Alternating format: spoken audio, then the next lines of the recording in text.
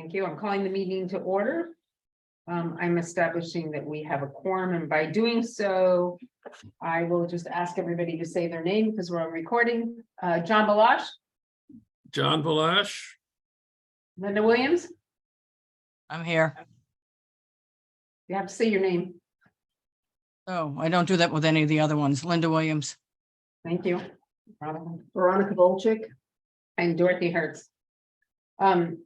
As a preliminary matter of the contract review committee, permit me to confirm that all members and persons anticipated in the agenda are present and can be heard. Members, when I call your name, please respond in the affirmative. John Balash. He's muted. Hey, John. John Balash, aye. Thank you. Linda Williams. Aye. Veronica. Aye. Yeah, both you and Linda have to say your names. I Veronica. don't, but Aye. Linda Williams, aye. Veronica. Aye. Thank you. Staff, when I call your name, please respond. Ann. Ann Medina. Aye. Jericho. Aye, Jericho Mealy. Anticipated speakers on the agenda, please affirm in the affirmative. Today we have, who's representing the Elizabeth O'Brien And Courtney. and Courtney Bridges. Elizabeth, can you? This is Courtney Bridges. Hi, Courtney. And what's your name, sir? I'm Brian Linane. Hi, Brian. Hi, I'm here for the Memory Cafe Oh, okay, so you're here early. yeah, I'm a bit early, so. That's okay. Okay. Good afternoon. This is the open meeting of the Contract Review Committee is being conducted remotely, consistent with Governor Baker's executive order of March 2020 and sub order of July 2022, due to current state of emergency in the Commonwealth due to the outbreak of the COVID-19 virus. In order to mitigate the transmission of the COVID-19 virus, we've been advised and directed by the Commonwealth to suspend public gatherings, and as such, the governor order suspends the requirement of open meeting law to have all meetings in publicly accessible physical location. Further, all members of public bodies are allowed and encouraged to participate remotely. The order, which you can find posted with the agenda materials for this meeting, allows public bodies to meet entirely remotely or hybrid, as long as reasonable public access is afforded to the public, and the public can follow along with the deliberations of the meeting. Ensuring public access does not ensure public participation unless such participation is required by law. This meeting will feature public comment. For this meeting of the Contract Review Committee is conveying by Zoom as posted on the town's website, identifying how the public may join. Please note that this meeting is being recorded, that all attendees are participating by video conference. Accordingly, please be aware that other folks may be able to see you and to take care not to screen share your computer. Anything that you broadcast may be captured on the recording. Also be noted that you are not to be on your cell phones because those become public documents. All supporting materials have been provided to members of this body are available on the town's website unless otherwise noted. The public is encouraged to follow along using posted agendas, unless I note otherwise. We are now turning to the first item on the agenda. Before we do so, permit me to cover some ground rules for effective and clear conduct of our business and to ensure accurate meeting minutes. I will introduce each speaker on the agenda. After they conclude their remarks, I will go down the line of members, inviting each by name to provide any comment, question, or motions. Please hold until your name is called further. Please remember to mute your phone and computer when you are not speaking. Please remember to speak clearly in a way that helps generate accurate minutes. For any response, please wait until the chair yields the floor to you and state your name before speaking. If members wish to engage in conversation with other members, please do so through the chair, taking care to identify yourself. After members have spoken, the chair will afford public comment to those members of the public who have joined the meeting via Zoom. Members of the public who wish to speak must state their names and be acknowledged by and speak through the chair. Finally, each vote taken in the meeting will be conducted by a roll call vote. Can I get an approval of the agenda? So moved. Veronica. So moved. Second by anybody?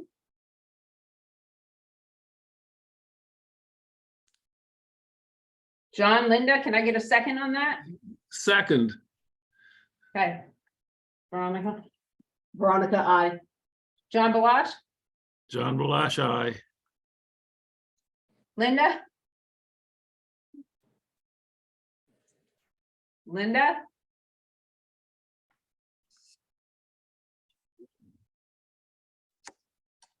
Linda, you're muted. Asking to unmute.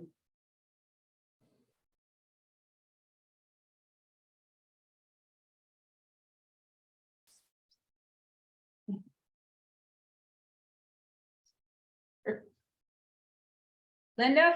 Yeah, I went to get a glass of water. Okay, just say, will you approve the agenda, please? Yes, Okay. Hi, Courtney. Hi there. Thanks for having us. Welcome back. Thank you. Liz Hunt O'Brien is also here on the line with us. I don't know if she was part of your initial roll call. She was actually, I did identify her. Great, thank you. Well, we're excited to be back and talk to you guys about this great program and how it's growing. Okay, well, the floor is yours. And then we Oh. have some questions, so if you want to take the floor. Super, thank you. This is Courtney Bridges, Executive Director at the Artists Association. And we've been fortunate to receive funding in the past from this committee in order to support the Healing Through the Creative Arts program. And this program allows year-round residents to join in our art classes for no tuition. It's a free program. And we have found great results over the last years through this program, that it's reduced the burden on our mental health services required for the island.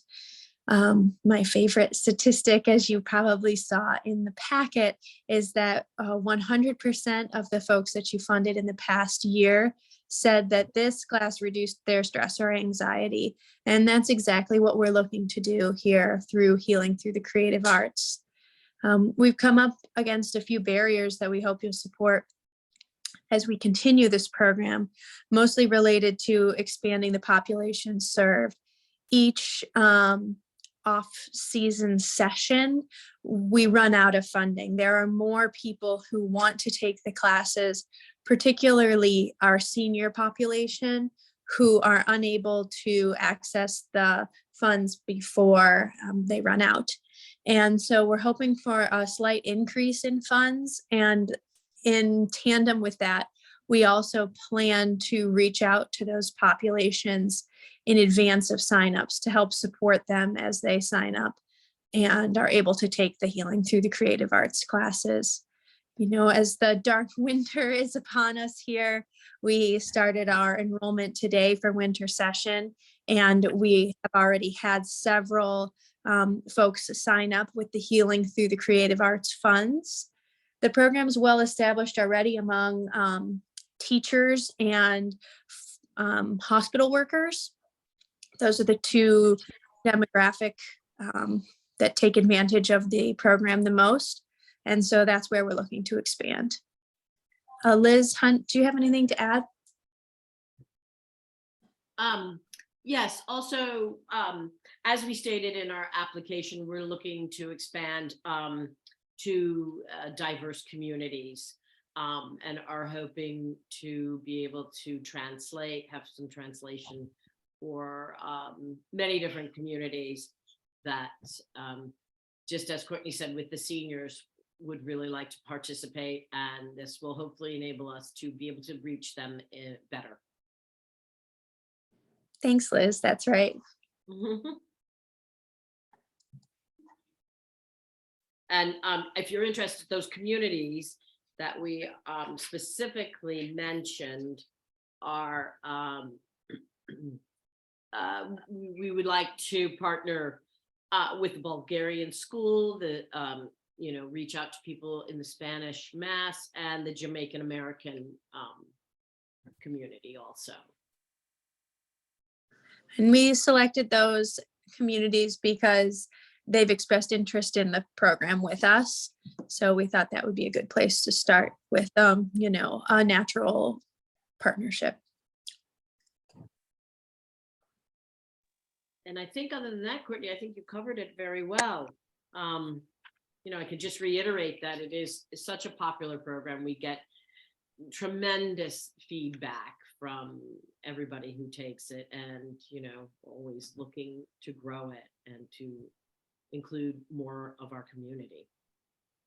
Yeah, it's really been a positive program for us, and it's evolved as well. It's expanded and given us the opportunity to work with great community partners.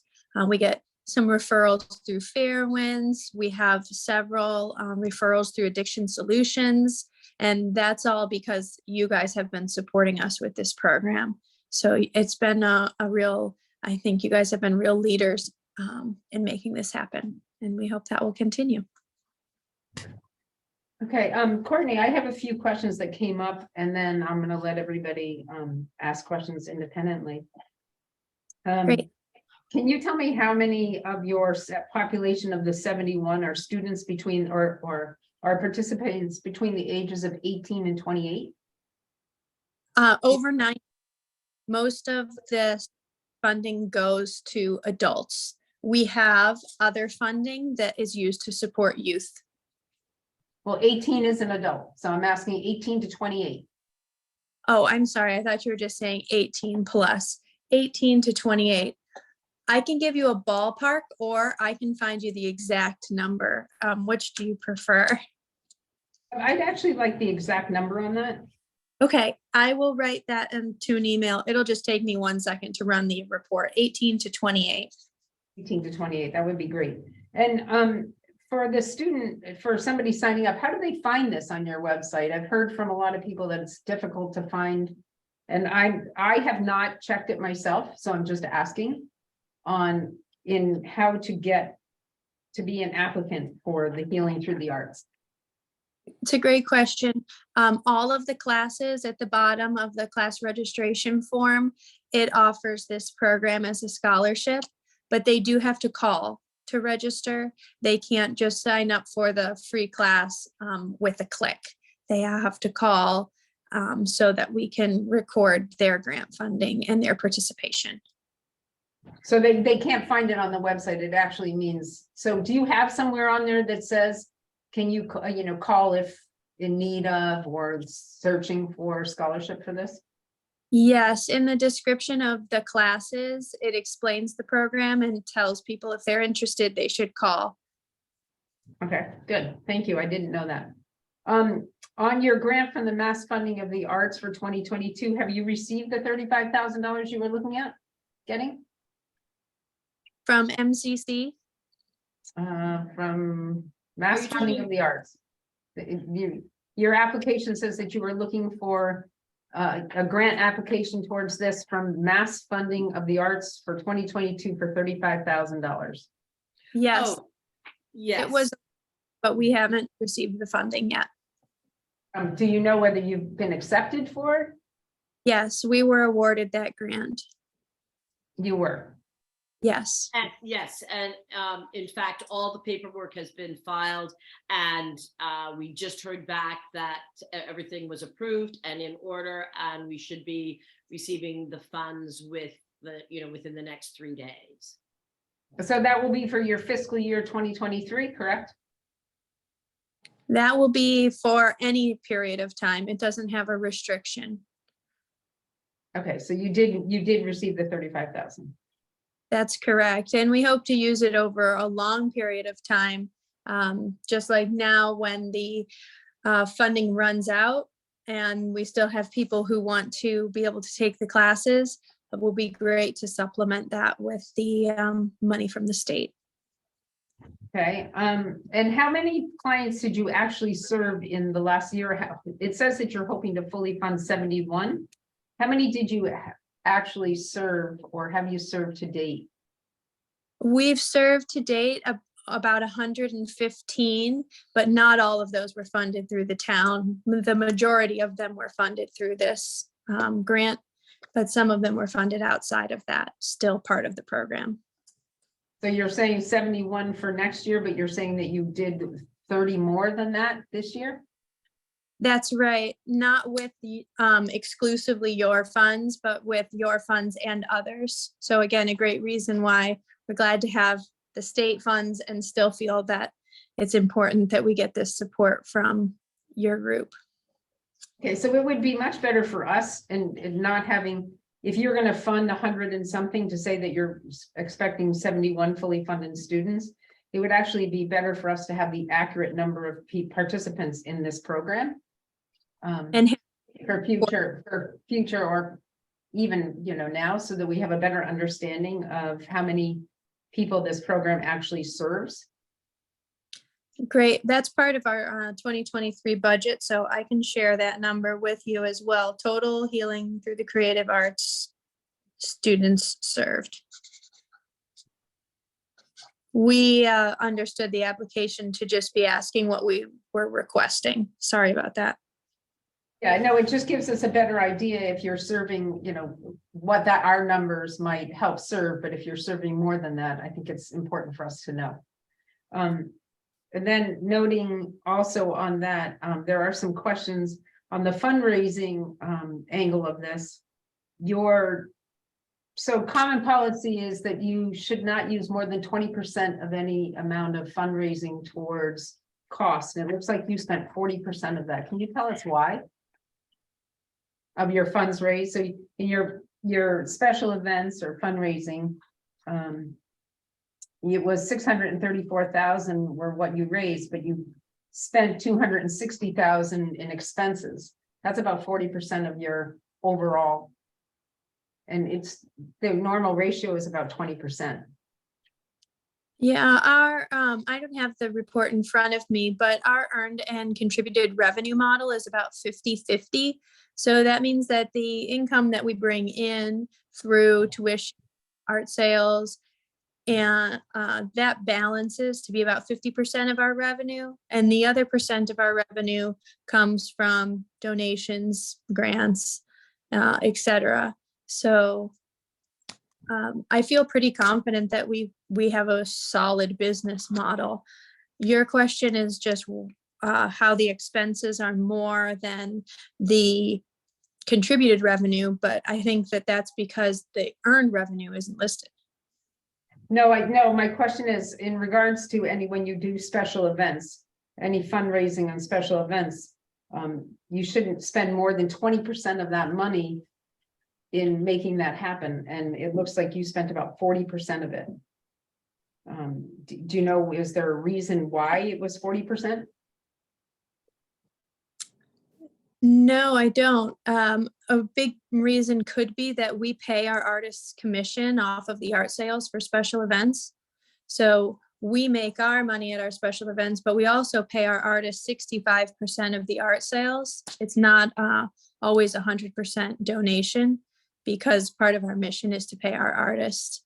So that's the thing that might increase that number a bit. But isn't that under art sales? Would that not be, you have art sales at 639,000 and then you have art commissions at 391,000. So looking at this, it looks like you already are paying the art commissions out. Those would be really, If you could find out for me, I think if you could look at the budget, you will see that you have definitely written there your art sales and then your art commissions, what you paid out in expenses. But then you Yeah. have special events where it signifies the 634,000, then it says the special events expenses at 260,000. So if you could just give us a breakdown on that. And I'd like to just note that Joanna Roach just joined in. Just so everybody knows, and it's 1:24 p.m. That I just noticed that Joanna Roach just sorry, Joanna. It's okay. So if you could get us that would be a really wonderful thing to have. And then Sure. the other question would be, I know that in past you've told us that just there wanna is no. sorry, I just want to make sure I understand your question. You want to know why the percentage of our special event expenses exceeds 20%.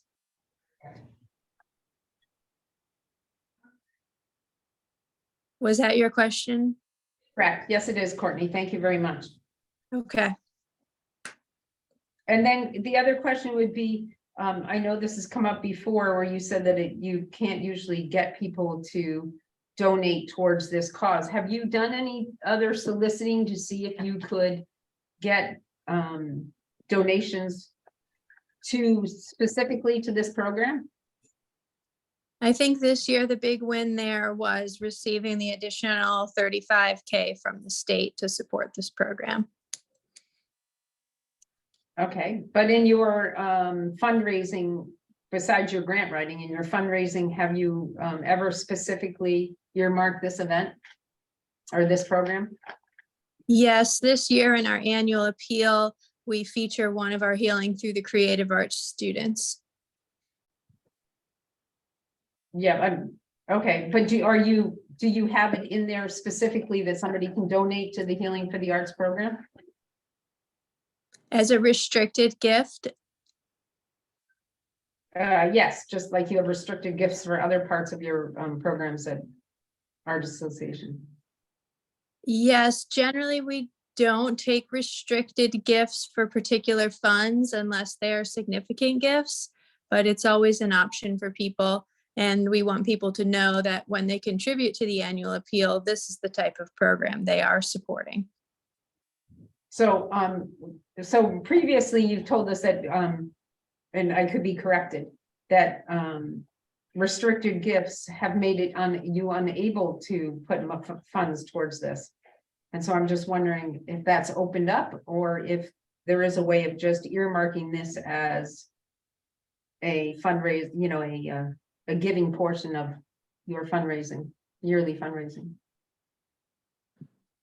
Liz, you might be able to address it further, but I think that generally we try to take unrestricted gifts so that we can use them toward a variety of mission-driven initiatives. And this is certainly one of them, a good portion of our annual appeal toward Healing Through the Creative Arts, but it's not restricted to support. Okay. Okay, thank you. Liz, if you can answer that, I'm gonna let everybody. Okay. Liz, if you can get us the answers to that, that would be great. And I'm gonna now open up the floor to members of the board. And Veronica is gonna be the first one to ask a question. Thank you. This is Veronica. I very much appreciate that you're reaching out to other segments of the population. And I'm looking, and thank you for also answering that you do have an additional $35,000 that can be tapped in for more tuitions. But do you have a mechanism in place to ensure that some of the populations that haven't been tapped into will have spaces as opposed to going to the traditional group that you've been serving? Yes, Veronica, great question. So today opened up our enrollment. It's a very exciting day for us for our winter classes.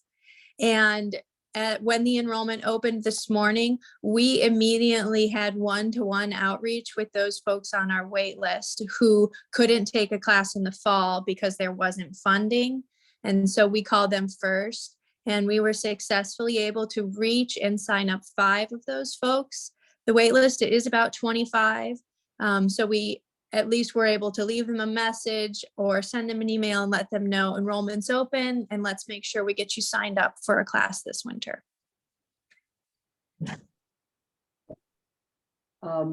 Will that carry through for the Jamaican population and the Spanish-speaking population, and also I'm sorry, the last one. Eastern European. Eastern Europe, the Bulgarian, Eastern European.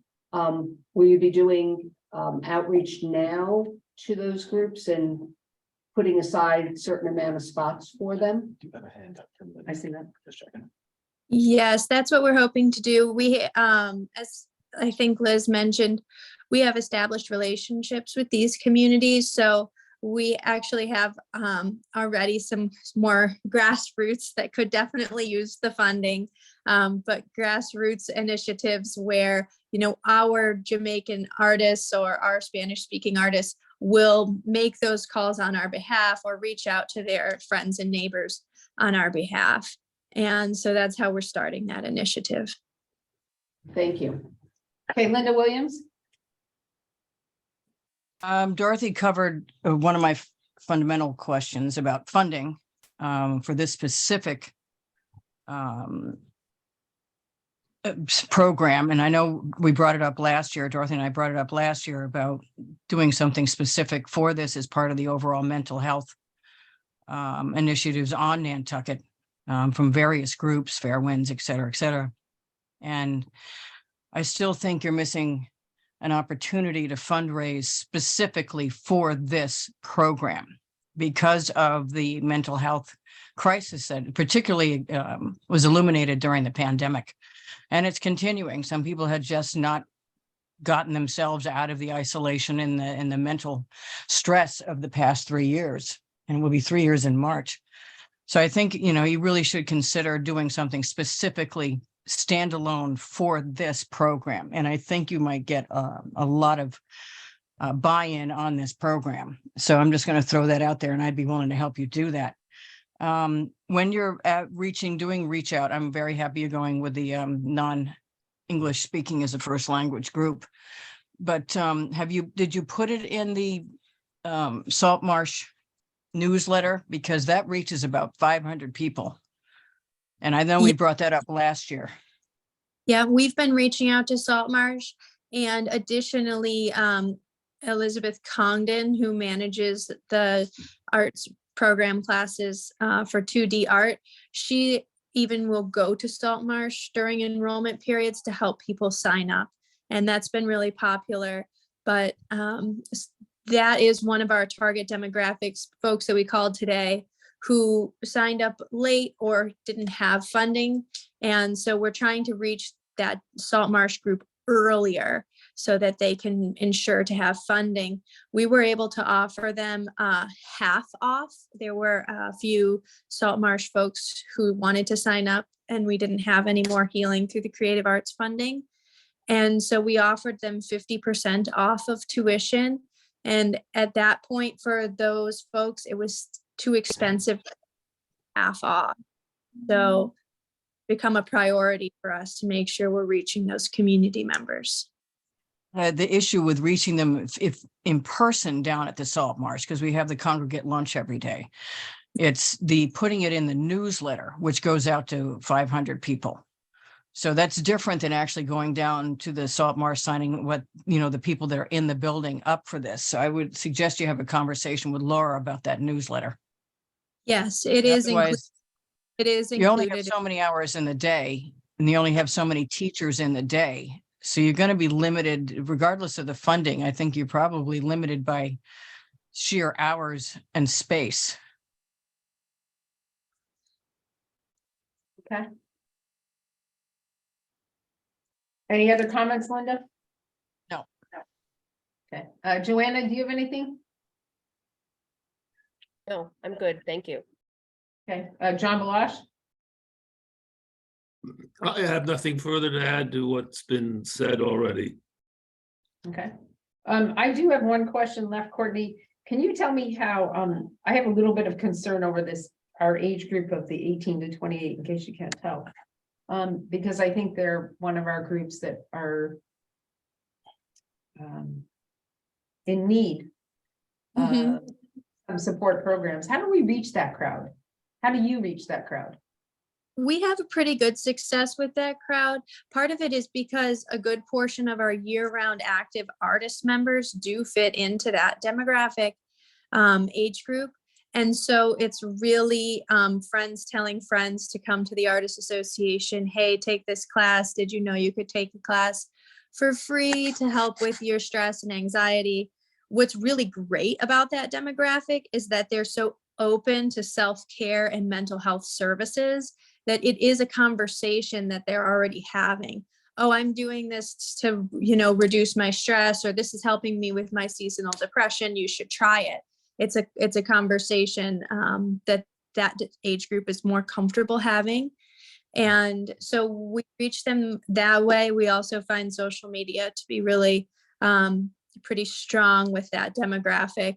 And I'm excited to look at the report and tell you how many of our students are in that age group. I think it's a push and pull. I think they're part of the group that is maybe quickly grabbing onto spots and taking up those that we hope to expand to the seniors. Okay, that would be interesting because personally, I've had a few reach out to me to say that's found it very difficult and have been unable to get in, where I think it would be really great for them. So if I knew a way, I mean, now I'm gonna tell them there is a click on the bottom and they can call. But I think it's a crowd, you know, the kids that don't make it off to college and need stuff to do. That we sort of are missing in the community. So thank you for all that information. If anybody else has any other questions or comments. I'm gonna say thank you guys very much. I look forward to getting all that information from you, Courtney. Thanks for a wonderful program, guys. Thank you. Thanks for your support. Yes, thank you very much. You're welcome. Have a great holiday season, everybody. I'm meeting Rachel Day. Thank you, you too. Bye-bye. Bye. She just disappeared. What did you say? Rachel was trying to log in. Yep, gone. We understand that Rachel Day has been trying to log in, so when she does log in, we will let you know. She's up there again, trying. Okay, there we go. She's about to text her.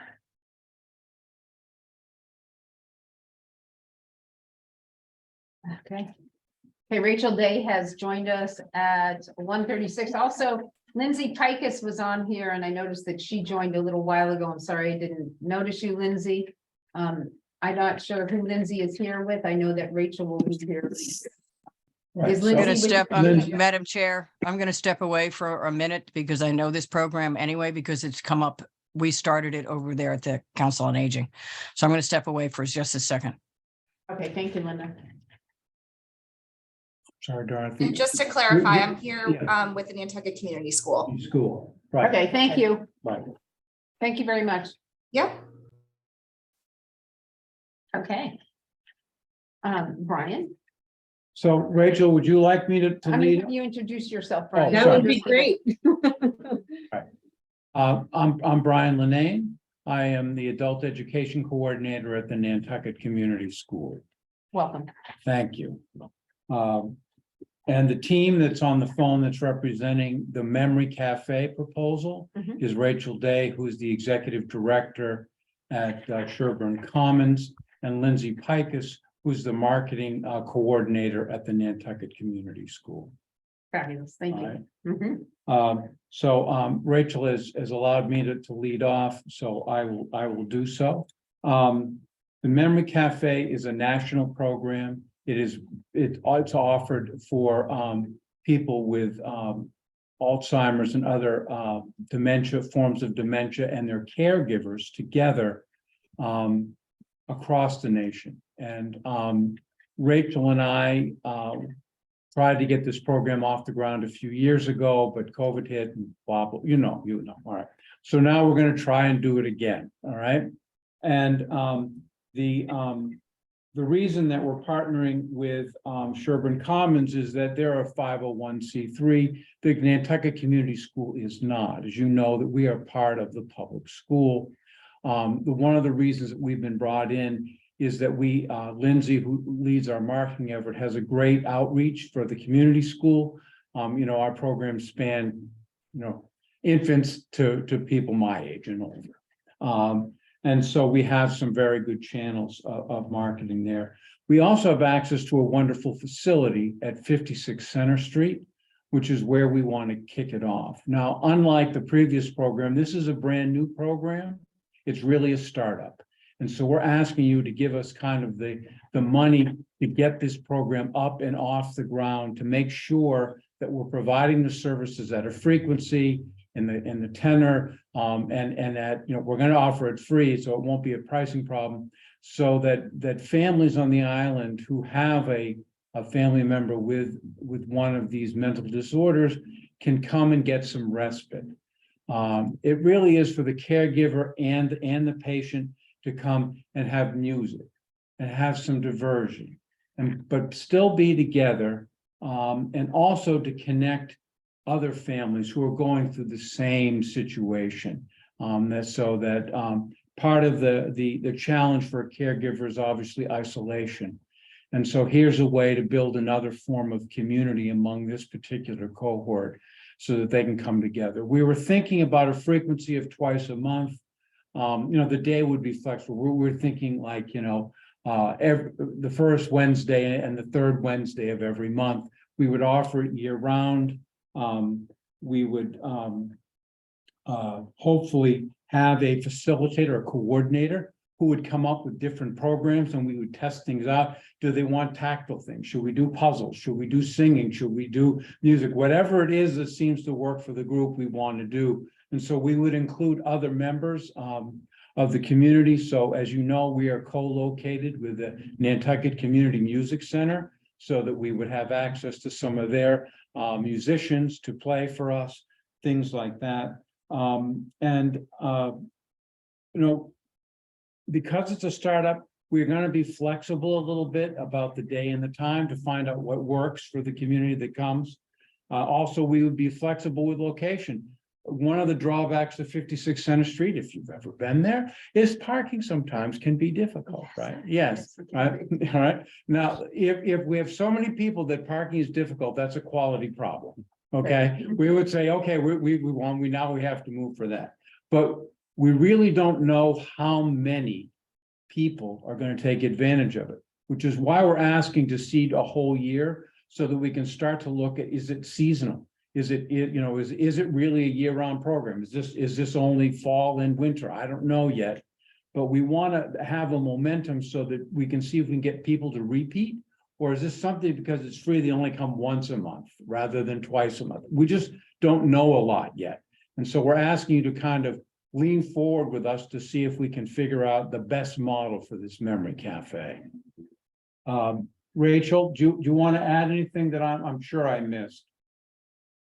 No, I think you did a good summary job. I know that this was a program that was started and worked in collaboration and done with the town, and with COVID and various other reasons that sort of went on a standstill. I do understand that through the Council on Aging or NCEA, they were also approached to maybe be the collaborative partner or financial 501c3 to help them apply for grants to get this back up and running. For whatever reason, that did not come to fruition. And just because of my involvement in the program in the past, knowing that this is an important part of the community in this section of our community of seniors, however we can help is really what we would like to do. I do know that Brian, Lindsay, and I have had some conversations as well. So if in the future, maybe their current location becomes a challenge, or there's other things like with the parking, is there an opportunity to collaborate on the space? Is there an opportunity to shift locations? And is that something else that Sherburne could be more a part of and supportive of in terms of keeping this program affordable, so that that is not a deterrent for people who are already struggling to manage, to keep that in the forefront of that as an option. And I think the main goal is to provide a safe space for people who are caregivers, who are not trying to be burnt out, but also reestablish that relationship instead of just saying, here I am trying to take care of my loved one. They can almost get a break and to be back to that person that they used to be. They're the husband, the spouse, the daughter, whatever. And that is what the goal of memory cafes truly are. I did visit the one in Martha's Vineyard when this was first being explored on the island.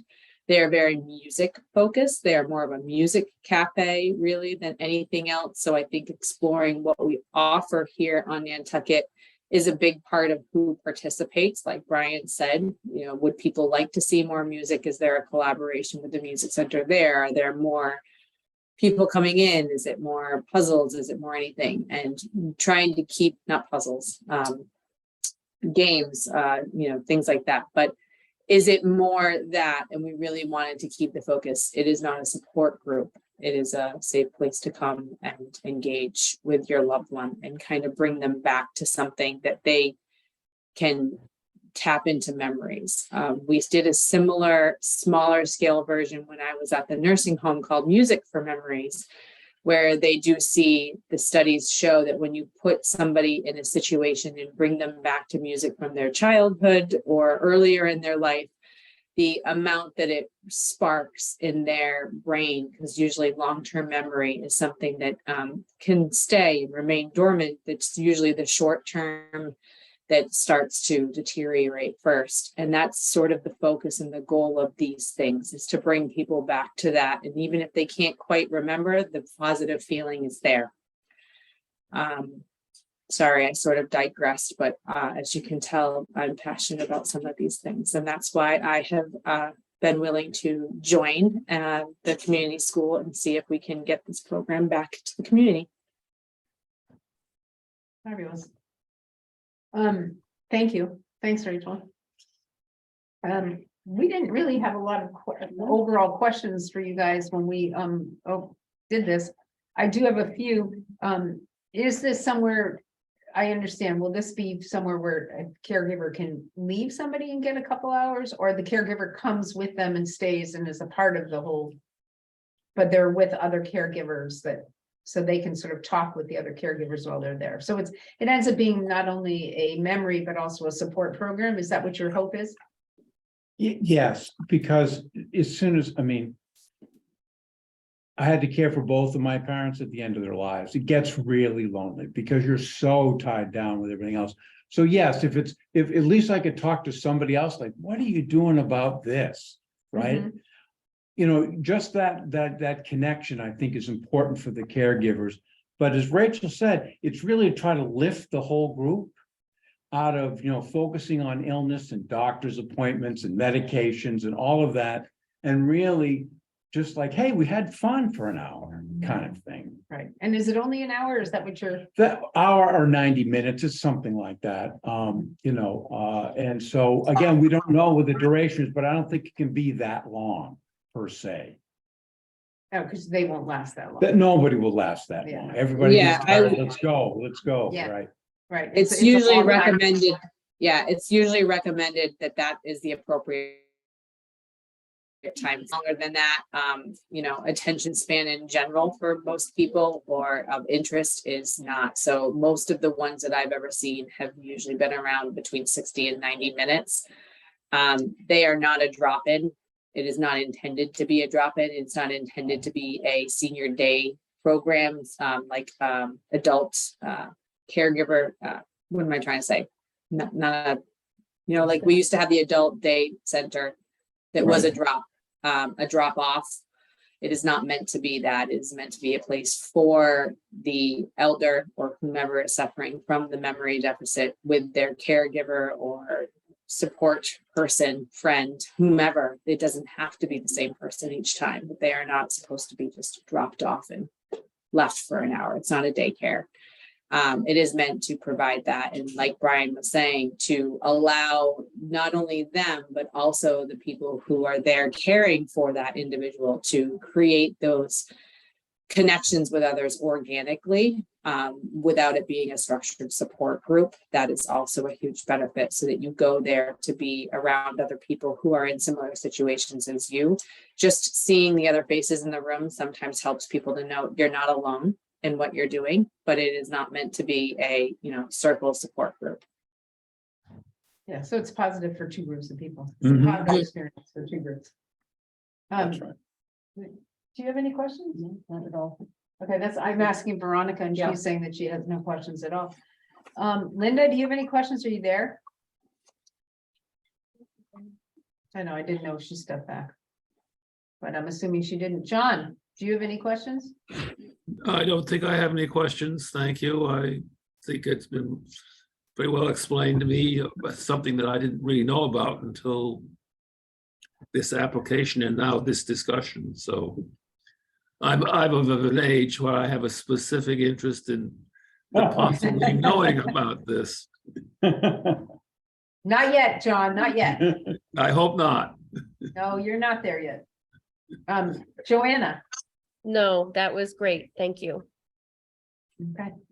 I'm excited. If this gets the funding, I'm excited about what this could mean for a large group of people here. I think there's a large group of caregivers that are Right. really struggling with how to do it. And personally, I know a few that find it very difficult day in and day out to keep, to find the balance and feel alone.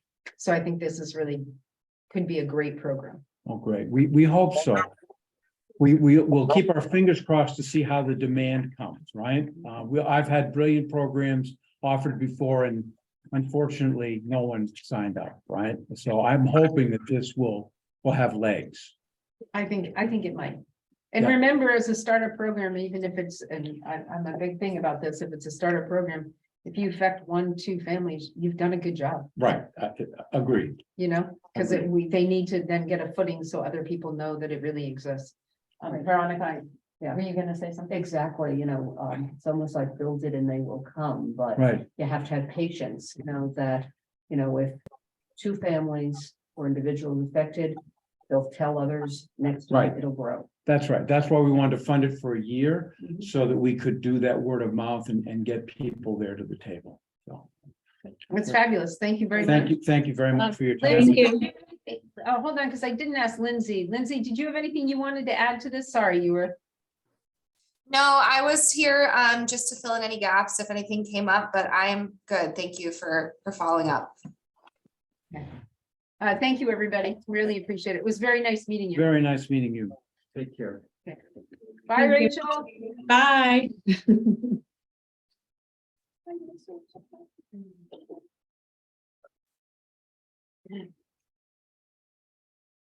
The next one will be Interfaith Council. I'm not seeing. And we'll see. Are we a little early on this, I think? Mhm. I think we're a little early on the Interfaith Council. I'm gonna go look out in the parking lot. I do have something that Jericho, you should wait 1 minute. Sure. Joanna. Brian Turbot reached back to me and there will be $170,000 for the cannabis grant this year. Wow. That's what he said to me. All right. So, I mean, I will double check, but I asked before we went to the last meeting and he wrote to me and said there'll be 170,000. That's fantastic. Wonderful, yeah. What was it last year? It was 170,000 last year. Right? Yeah, because each Yeah. one of them got 87.5. Yeah. So I wrote to him last, at our last meeting, and I asked him, we are still planning on 175,000 this year. That's what he told me. So I will double check that, but that is what I asked, and that was the response I got. Well, that is very good news. So Jericho, you and I can write to him, but that's what I did ask before our last meeting. I mean, I'm really psyched to have it. I'm just curious how we. I got said, I there. asked him, do you think there's gonna be any cannabis grant for this year? And he said, we are still planning on 175,000 for this year. So, we will make double sure, but as of now, that's a very good news to hear. Yep. And helps with a little bit of this, because I think there's some of this that can be diverted. Can we instruct them to apply to a different grant? We can. Okay, then we should probably think about that for. We can say that, that we can say to them, in this grant process, it doesn't necessarily fit this grant, but it does fit this grant. We should definitely, because I think. Especially if AS is applying for this grant as well, they're like a direct shoe-in for the cannabis grant, addiction solution, sorry. And then there was a couple other ones where we can probably. Well, Addiction Solutions was asking in this grant. Yeah, that's what I'm saying. So depending upon the award, we should probably, like, anyone who has substance abuse stuff in their proposal, we should also maybe, because if we're gonna have to advertise that for 2 weeks, we'll have to do some direct outreach on it as well. Correct. There's stuff, you and I will talk more about it, but that message came back to me after we left here Friday, so Gotcha. there was no way of. There's But I no think it's important that pending. Can you make sure everybody knew that as we went into this process. Because there's some in Fair Winds for peer recovery, which we don't necessarily have to fund in that one. Because that was part of the addiction, and that's an addiction program, so. All right. I only wanted. We're waiting for the Interfaith Council. There's nobody on here. Pending. But I think they have 2:00 Oh, all as right. their time, right? Let's see, it was 1, 10. To 135, 135. Yeah, so it must be 210. It's about 210, I think. I don't have my, I printed it out, but, We don't usually finish those early, so Yeah, I don't have I'm it on. guessing that's probably I know, what it right? is. I printed it out and just didn't bring it. I'm on my phone to look up the document that. And that's all I'm doing. Also, I missed a phone call, just so everybody knows, from NAMI. That's who was calling my phone. And if you Yeah. don't mind, I'll call them back because I was asking about the budget, and so they might be able to Good. get us the budget. So Good. I'm gonna make that call while we're sitting here. You can all hear the call. But that is who I called. Do you want me to? Somebody just pulled in. I don't think it has to be muted. If I'm Okay, calling that's to get better. information.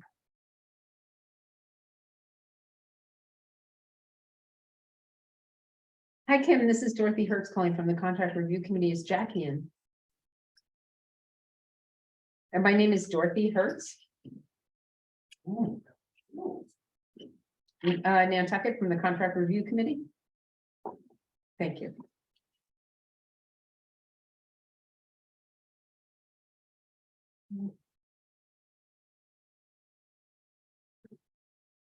Hi, Jackie. It's Dorothy. How are you? Correct. I'm in the meeting too, and and I'm still in the meeting. Do you happen to have that budget that you could send us?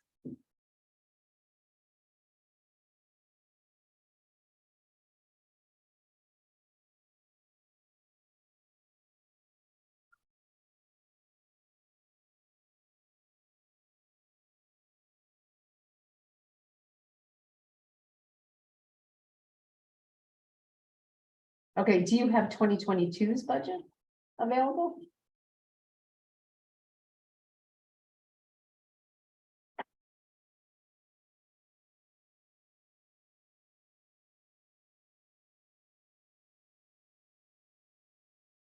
Okay.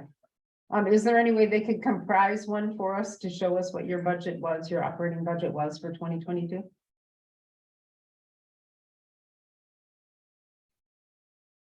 Correct, as long as you can get that to us.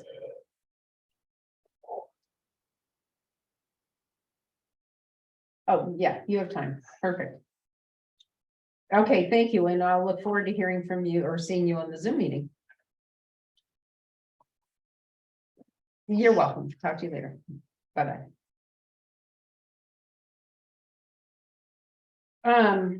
So to answer that question, because of COVID, they did a budget month to month. And they will comprise and get to us what their operating budget was for 2022, so that we have it. They are now officially doing a budget for 2023 because, and they work a calendar year, not a fiscal year.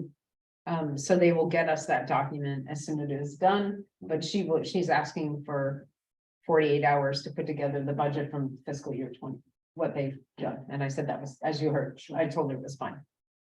Okay. Joanna, did you hear that?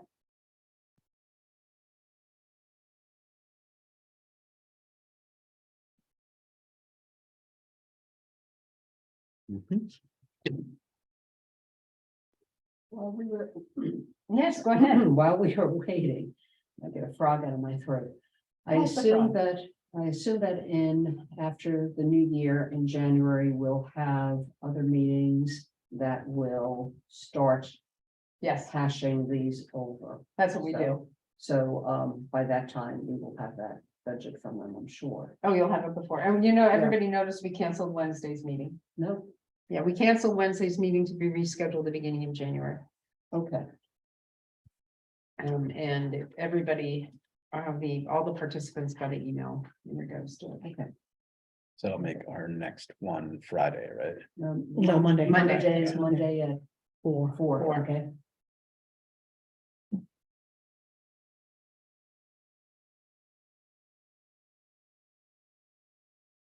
I'm not missing anything here. No, we're not missing them. They're missing us. I'm just You wanna paranoid. call them? Oh, I was trying, I didn't even. 508-901. Hold on, you're so good. You know this too well. 508-901-1320. 1320. Well, because I always have to This is say, Janice, right? yeah, This is the number to call for fuel assistance. You're too good for your own good.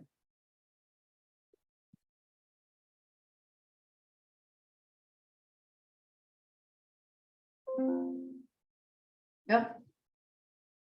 I don't know. It sounded important, didn't it? It did sound important. That was the thing going, this is boring. Right. Dead air. Janice is not answering. Oh, Interesting. she's the only one right now. Who else usually comes? Terry Ann Vigil. Yeah. I think that somebody else is coming with it. Oh, the Tom Dickinson or whatever. Dixon, yeah. Dixon. Did Father Max come last year? Yes, he did. He called in. He was Called in. it, yeah. He was, I yeah. was thinking so. I couldn't remember. How's Georgia? I haven't seen Georgia in years. She used to always come, yeah.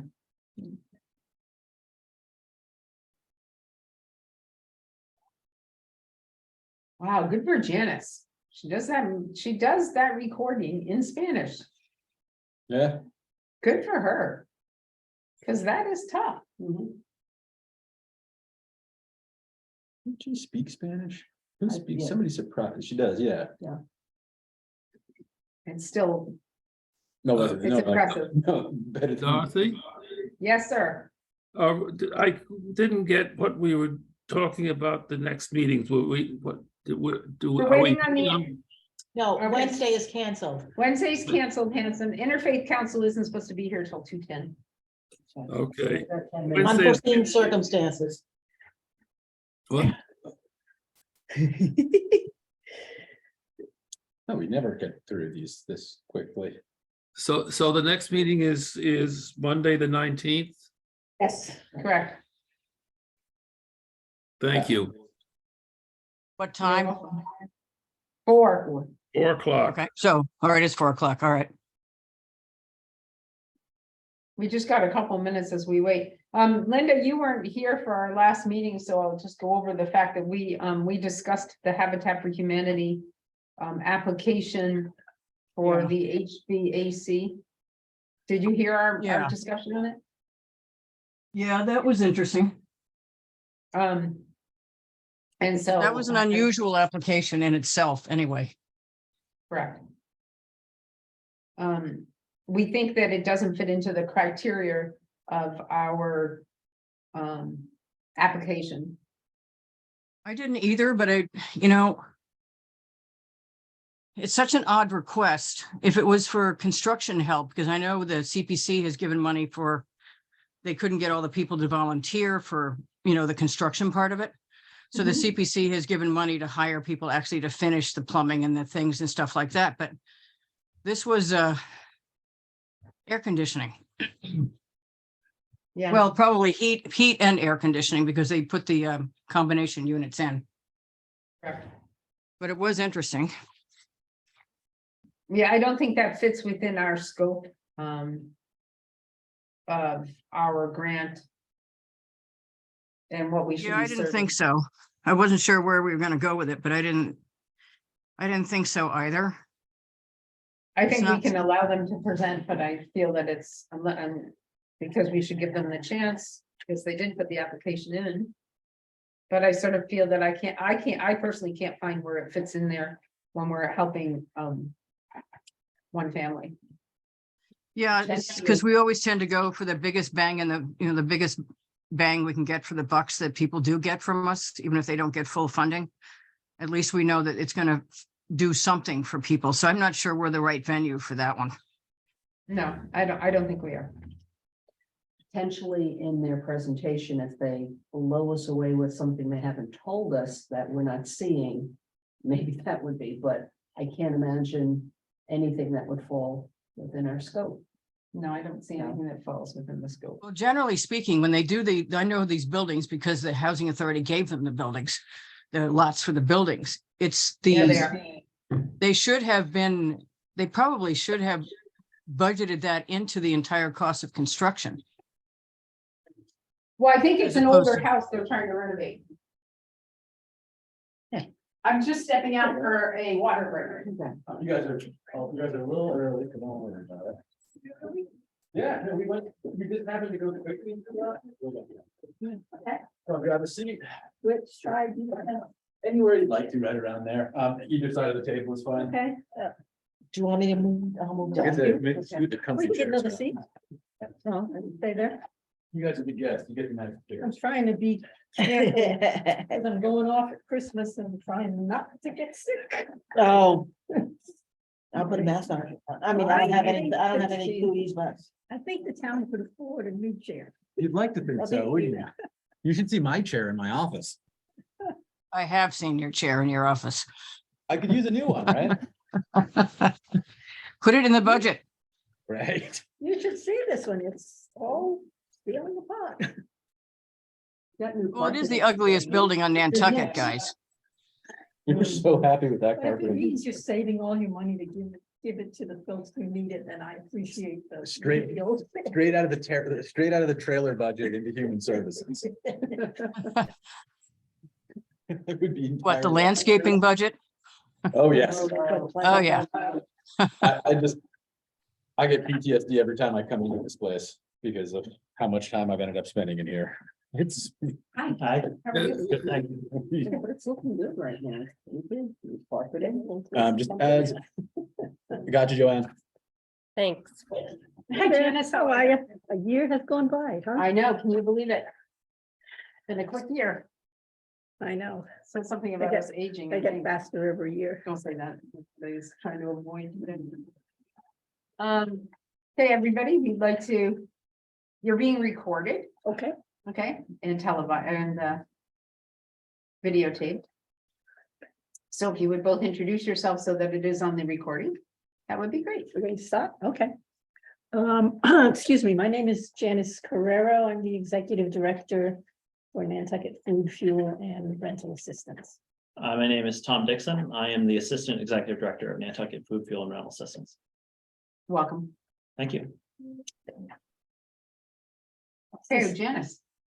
Hey, what would you like me to do? A brief Yeah, I think it summary? would be also good for to see our process and Okay, I think I see a few new faces up on this. you might, so Joanna Roach was here last year, so I think you met her last year. Yeah.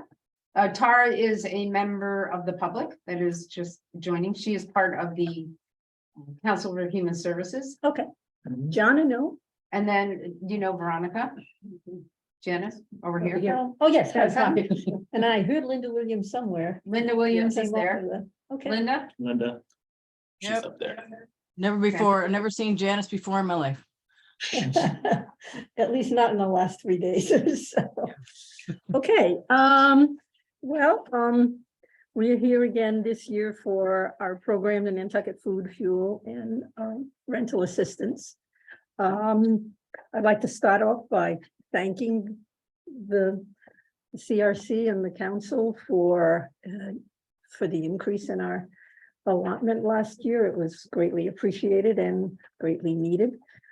We're back here today. Our programs are in essence the same that they have been for the last several years. We run a food pantry located downtown at 10 Washington Street, which provides food for those island residents and workers who, because of income or lack of income, are unable to feed themselves or their families.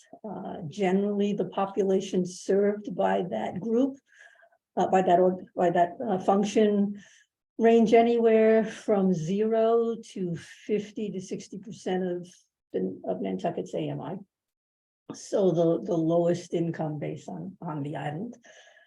The pantry serves both our year-round population, and in season, it will serve our incoming workers for the period of time when they are not gaining income. So many of them come in for the first month or 2 weeks or a month. They have no incomes and they're paying very high rents. So we will assist them at that point. The rental assistance program provides emergency or temporary rental assistance to those individuals who live primarily in private sector housing, who may not be able to pay their rent due to, oh, I'm so sorry, let me find it. That's all right, Janice, mine did it a little while ago. I know, but I got two of them that could go off. It'd be stereophonic sound, and it's the time of the year when. Probably a client. Oh, yeah, the phone rings every 5 minutes, so. This is probably rental and fuel assistance. It's been crazy the last couple of days. Where was I? So we will provide temporary rental assistance to keep the family housed at periods of time when either because of seasonal employment, they no longer have any employment for the winter, or they lose their income or their job for a variety of reasons. Could be loss of work. It could be something happening in the family where they were not able to work for a period of time. It could be illness, and in the case of seniors, it would be seniors who live in rental housing, but their Social Security income is not sufficient. Fuel assistance is we now call it utility assistance program. We will step in one of 3 ways. We assist island residents to file for the state LHEAP, low income heating energy program. If they need help doing that application. In the cases of individuals who for some reason do not qualify for that program, and are facing potential shutoff of utility, we will jump in and help pay a portion of their utility to help them get on a budget plan with the utility provider, basically National Grid, the propane companies, and the oil heat companies. And we have included payment of water as well at this point in time. So those are our 3 programs. They have run on with the basic principle, the same qualifications that they have. We have increased benefit levels commensurate with changes in income, cost of living on the island, rising rents, high cost of food, increasing utility rates. I think we've raised them over the past 2 years, maybe about $1,000 max.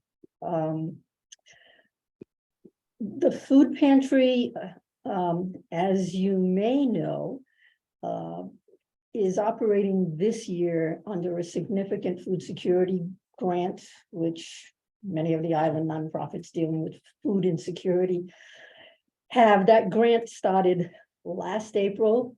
It was scheduled to end this April, but I believe it's being extended to September. As part of receiving that grant, we needed to make a commitment. The grant, let me just back up a bit. The grant was to increase the food amounts that we give to our clients, increase the frequency, and in terms of operations, it would agree to pay for new operations, not current operations, new program staff, not current staff. So as part of that grant, this year, we have significantly increased the amount of food that we are giving at the pantry. Our goal was to go from giving a 5 meals for 5 days per week to 6 meals per week. And in the case of fresh fruits, protein, eggs, that we are securing primarily from the Greater Boston Food Bank. So we go every other week. We are now increasing that to every single week, and are primarily buying that fresh, the proteins, the eggs, the vegetables for the second week from local sources. And that is a huge, it's a huge increase. Can you go back for that for a minute, Sure. Janice?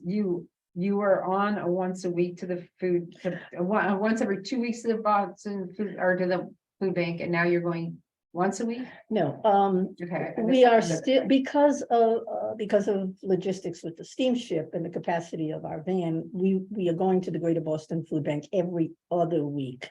We also have shelf-stable food, dry goods, Mhm.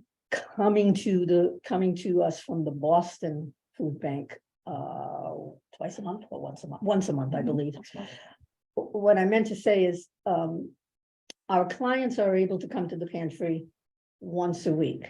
But because of what we were able to bring over from the Greater Boston Food Bank, what we were bringing over was totally wiped off and used in the first week. And in the second week of, when they would come the second week, they would be basically getting dry goods.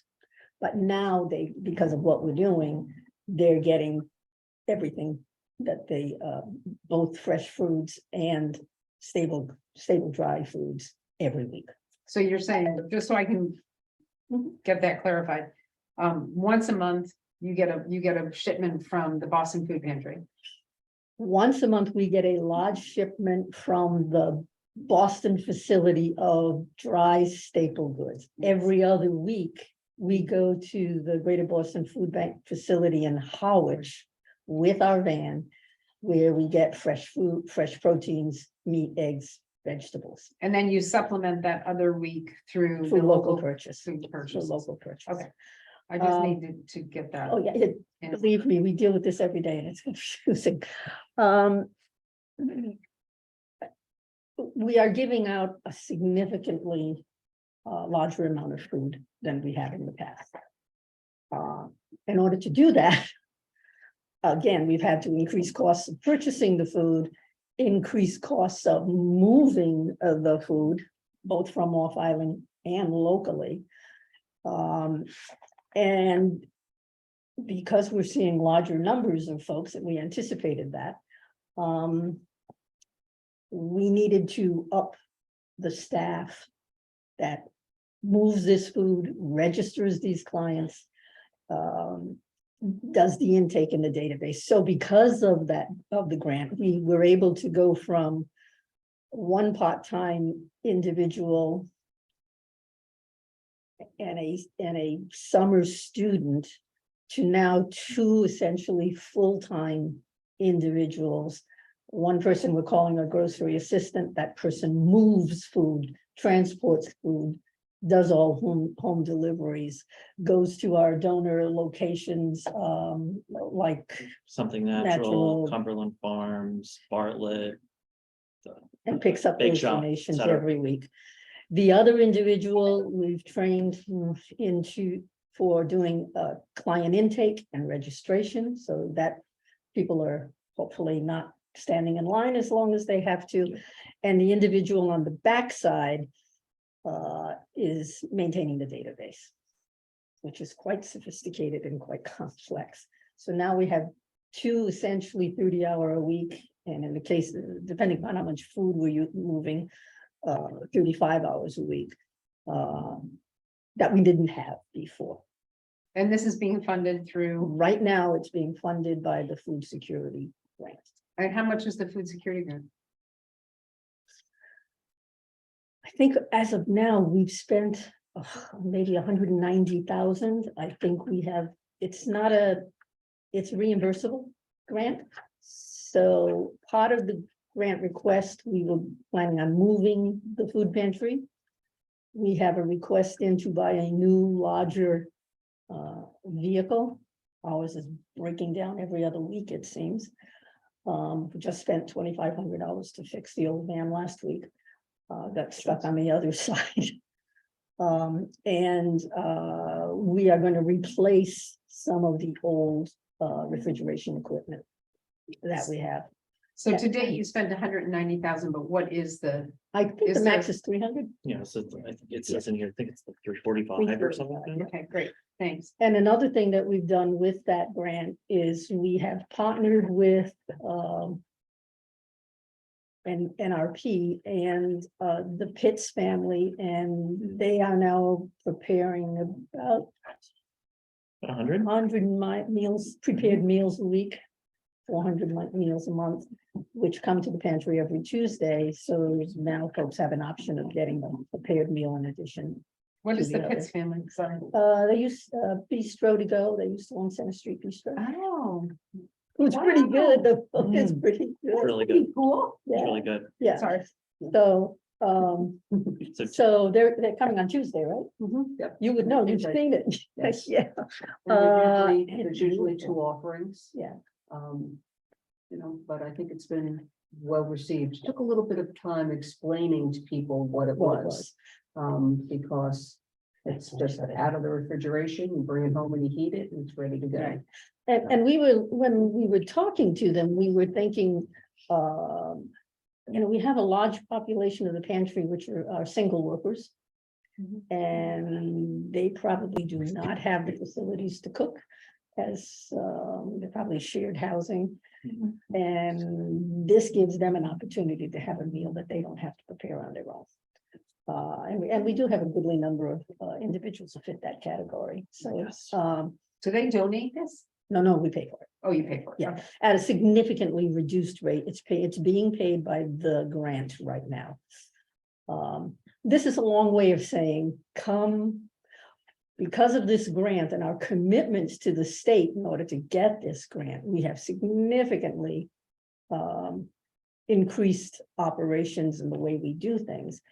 What we haven't been able to do thus far is to move the pantry. There is a large chunk of money in that grant to move the pantry, and we were this close, and the landlord, I think, panicked and backed out. So we're back at the starting point with at least that aspect.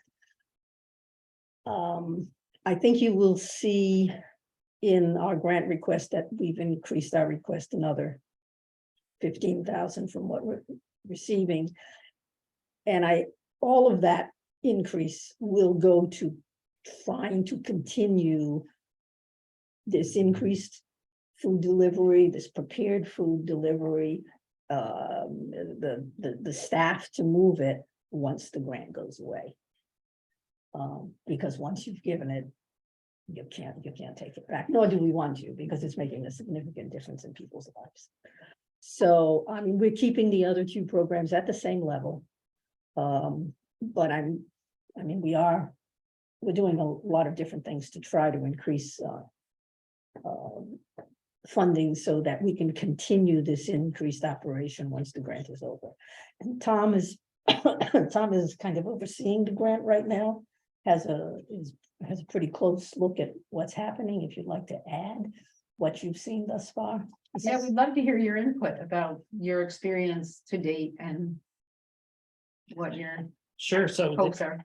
yeah, I mean, I'm sure you've all seen the location down on Washington Street. We've vastly outgrown it. It's something 600 square foot, and it's very angular. It's very tight in there. During COVID, it was obviously a challenge and couldn't be in there because it was very close quarters. And the ingress and egress of the building is difficult, especially when you get the initial rush at 3 o'clock, as folks line up. They get on the side. They get on the sidewalk, and that sidewalk is brick, as I'm sure you've all seen. It gets kind of uneven, and if it freezes, it gets very slippery. So there's a lot of issues. So I think, like Janice said, long term, the best solution is for us to, very generous of the town to, now that Remain is no longer our landlord, and that they were great, to let us stay for a bit and kind of figure stuff out. But hopefully a larger space, hopefully double size or possibly more. I don't know. We'll see. Depends on whatever else is out there. So we could offer more capacity, and especially storage, freezer and refrigeration is, yeah, we get into this all the time. It'll be the kind of thing that one of our donors, meaning not financial resources, but actual food, will say, hey, we have such and such, can you come pick it up? And we don't have the refrigeration, because if it doesn't go that day, then it would have to stay out, which is not, obviously, it would be against the rules, and it would go bad. But if we had the storage, it could go in the freezer or refrigerator and then be brought out for the next distribution and et cetera. And that would that would increase our capacity.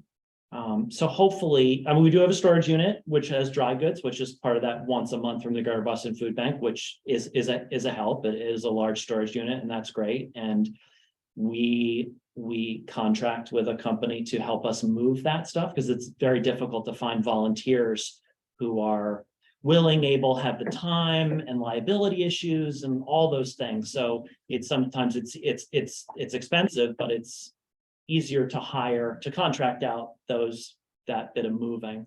So anyway, all those are kind of pieces of the pie, so to speak, to try and increase this capacity per this food insecurity grant that we received. Yeah, and one of the things I didn't mention is that because of the increased volume of food that we are moving, both from the other side to here, but also on the island, that second week purchase of food from the Stop and Shop is a huge amount of food. And one person, one employee, and maybe a couple of volunteers could never handle it. So we have contracted with a local, your friend with a truck, and they're picking it up, and it's two guys in a truck. It's got It's usually two guys and maybe sometimes more. our employee, and they get everything from downtown Stop and Shop to Washington. Imagine this in the summer with parking and all that stuff, and then get it into the pantry, and then it has to be unloaded and broken down and then put away, and cold stuff needs to go in refrigerator and freezer. And then if we have too many eggs, then those need to be, it's a logist, and in that tight quarters, it can get interesting, but we do the best we can. Yeah, but it is, again, that's a significant cost that we tried to not use in the past. We tried to have volunteers, and our volunteers are fabulous, and thank God they're there, but if the Stop and Shop says that delivery is in, you know, we need to schedule it. That's when you need the workers there. So, and also they're moving every Friday, they're moving all the dry goods from the storage facility out on Tomahawk Lane to the pantry. So we have, you know, on the surface, it looks like it's the same old food pantry, but it is not. Okay, do you have anything else? I would just say on the Harwich pickups, so our grocery assistant, as we call him, or his title is, he goes over on the morning boat and then goes to pick up. And on the distribution facility, I've done it myself. There's all the towns in the Cape and Islands, including the Vineyard, go up and they pick up, and you get a window and then they load you up. And our van is maxed out at, I think it's 4,000 pounds, and they know to the square inch what's going to fit. So that's enough for about a week-ish. It depends. It depends on how busy we are. Wednesday midday, right? The numbers have been very high, especially around Thanksgiving. They were very high for number of clients who came in per a 3-hour distribution. Like the day before Thanksgiving was very, very busy. Is it 120? 122, I think. Yeah. In one day. What the previous, do you guys know? 60 to 80 is like normal, typical, exactly. Yeah. So yeah, that's just part of it, but moving 4,000 pounds is a major logistical thing with picking up in Harwich and then getting it back on the boat and making sure it stays at 40 degrees, at least 40 degrees all times. Yeah. Et cetera. And it's broken down twice now in the last month. So the crazy thing is we have an order. It's a lot for a new van. We've had it since we first were told that we were awarded the grant. But because of the supply chain, they can't get a chassis. So you can get the truck, but then in addition to that, you have to have it refrigerated, and so we're waiting and waiting. So we're looking at other options to try to do something more quickly, because that is going to be one major expenditure of funds that the grant will help us do, but without it, we'll have to dump into reserve or whatever, so. Yeah. Did you think of getting a box refrigerator truck? A box truck that's a refrigerator? Did you guys ever think of that? That way you kill two birds with one stone, that you were. I mean, we're doubling the capacity. so it Yeah, it's- must be it's that. I'm just significantly, yeah. asking because you're saying that you're using a box truck and I know they make, different size refrigerator trucks. Yeah. Have you ever thought of that instead of it being a van, that you had a box truck that Right, not only exactly. could be used? That's Yeah. exactly what we're. So you're getting a box truck, not a van. That's what, no, not a van, it's. gonna Okay, you like said double in another size. van, Yeah, so- I'm sorry, that's my terminology, but it is, it's. It's. No, I'm just yeah, asking if it's a yeah. box truck that can be used on midweek. They can be, it will be, instead of you having to hire the men to move the. Yeah, well, we could use the vehicle, but we'll have to hire people to do it. We only have one grocery assistant, so. No, Either we use I'm the- just either we asking use the whether, contract because if or we you're do that. contracting out, then that money could go towards the. And, Yeah, it's one or the other, yeah. I don't think it'll disappear. It's one of, we're either gonna expend the money here or we're gonna expend the money here. And I think what our hope, our real hope is with the box truck, if that's the correct term. If we can double the amount of food that we get from the Greater Boston Food Bank on that one trip. And then we have the refrigeration on this side to maintain it, then we won't need to do the local as big or the local thing on the second week. Right now, we're limited by what we can put in the van and the refrigeration units that we have to house it. So aggrandizing that, we won't have to be paying retail. Yeah. That's our. And Stop and Shop is very easy to work with here, and they endeavor to get us things that are on sale. Like, say we want 250 yogurts or whatever it is. The strawberry ones could be on sale, so they can get us but it is obviously significantly higher cost than it is from the Greater Boston Food Bank. And I think just to separate what we were saying before, I think we were talking about, we might have misspoke about it's contracting the labor to unload the van. Like kind of the muscle, kind of what we talk about. That's the kind of, that's what gets expensive. And that's for the dry goods being unloaded. That's yeah, Yeah. depending on how much has to come from either the storage unit. Right. Or et cetera, but it's the bi-weekly trips to Harwich or the Stop and Shop on the off week. Right.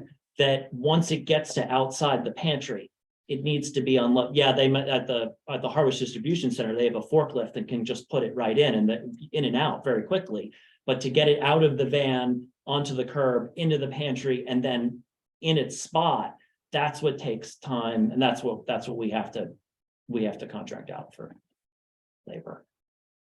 And do you ever reach out to like the school, to the National Honor Society for their community service time? To do that? They are doing, what do we have, 3 or 4? At least 3 or 4 at the moment. But they're working in the pantry, but yes. And we have not only the public school, but we have a few students Yep. from one of the private schools. Yep. Okay, I'm gonna ask a few questions, and I'm gonna let everybody else go through with theirs.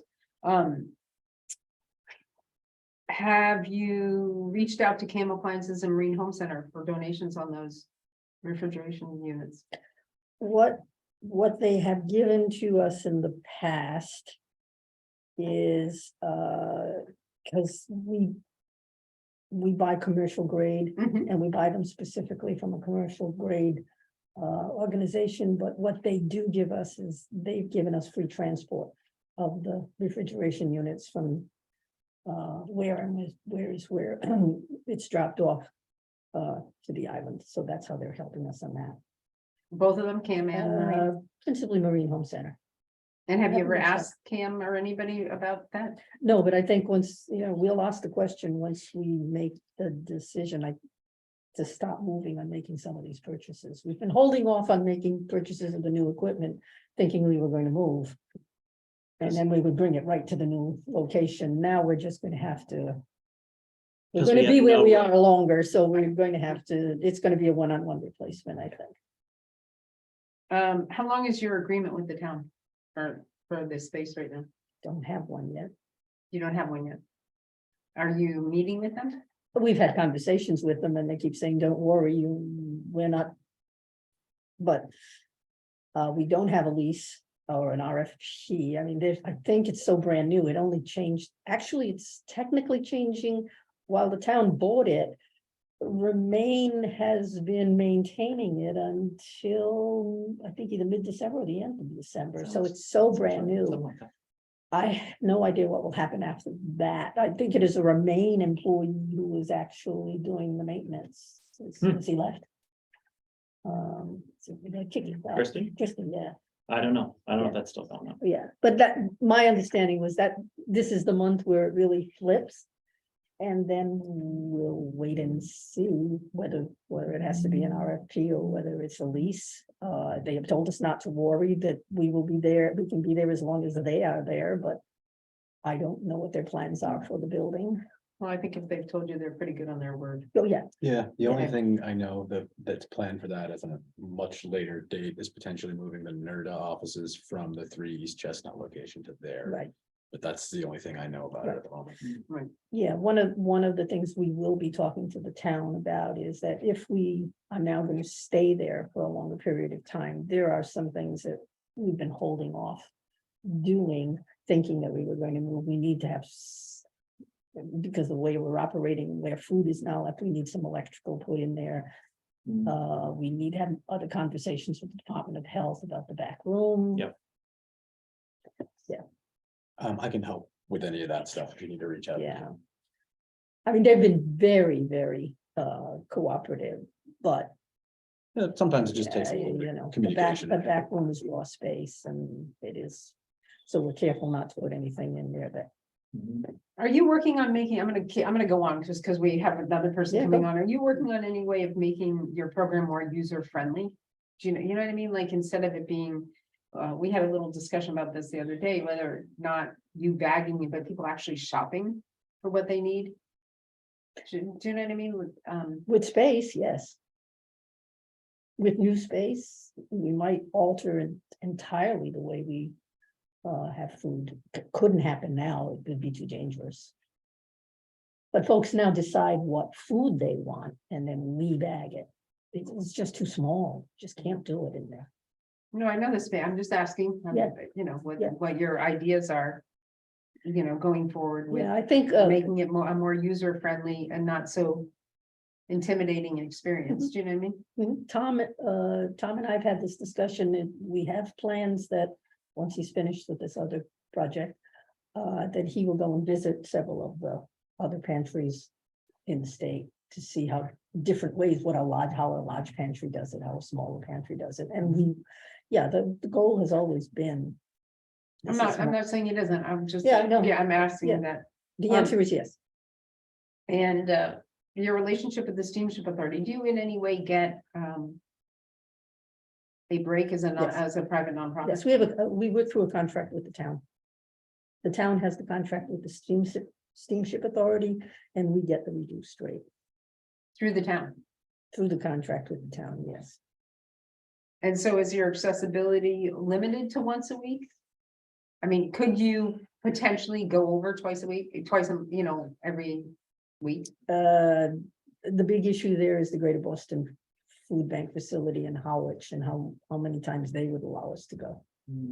Have you looked into whether you could go We've once a had the week? discussions, and that's why the larger truck is going to work, because if we go, we can fill a larger truck and still keep our appointment, because every food bank in southeastern Massachusetts. Right, there's like Slot 29, average, yeah. yeah. Just asking. Yeah.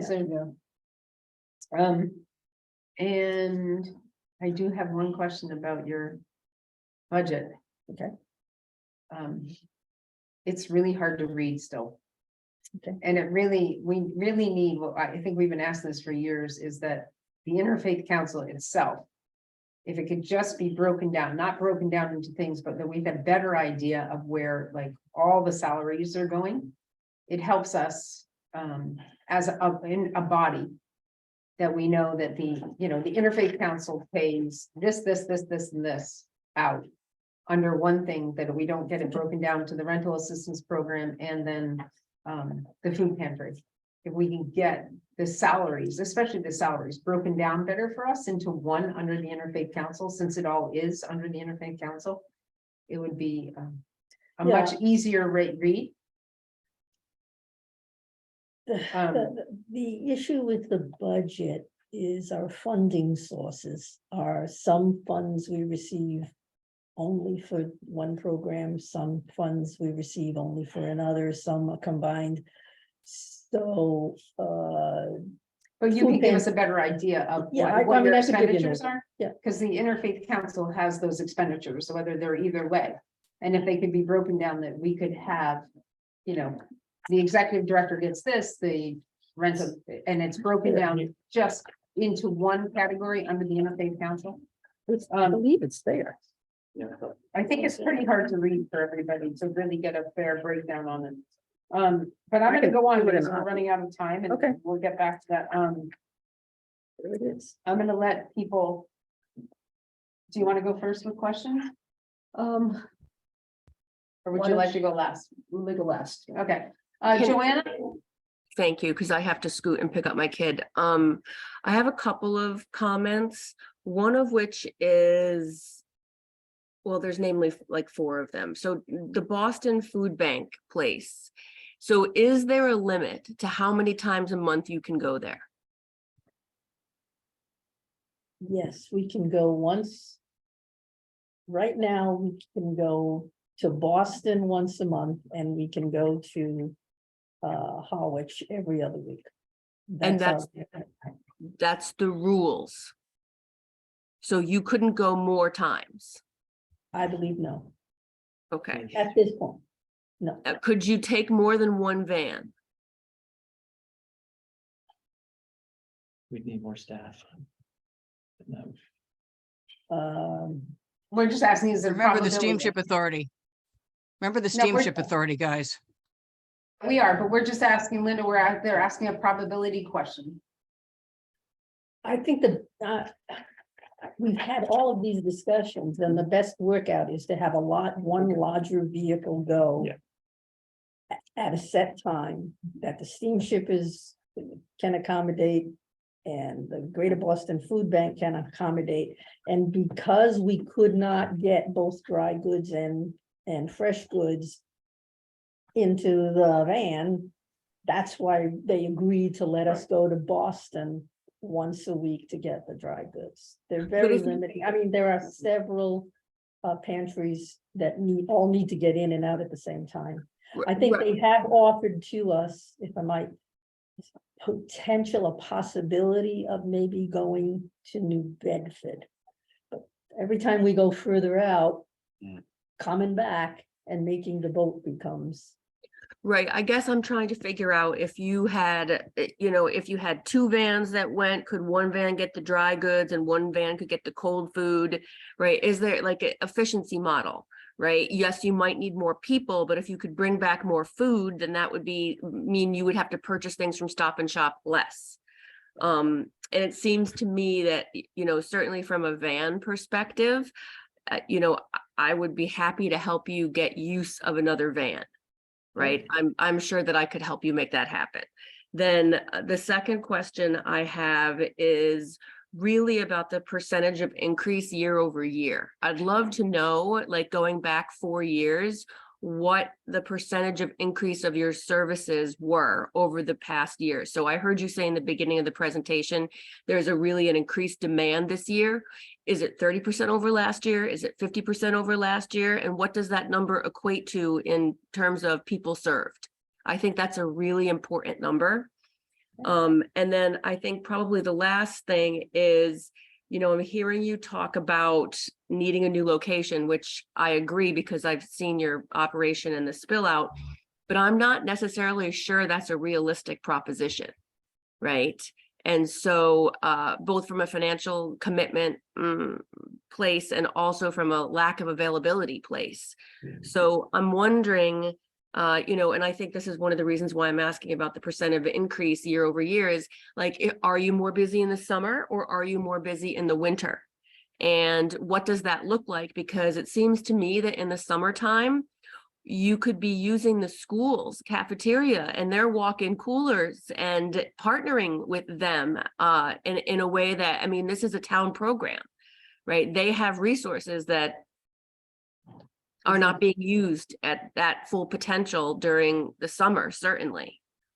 We did use. Well, we have them to during- clarify something though, sorry, Joanna, but the Interfaith Council and the Food Pantry are not a town program.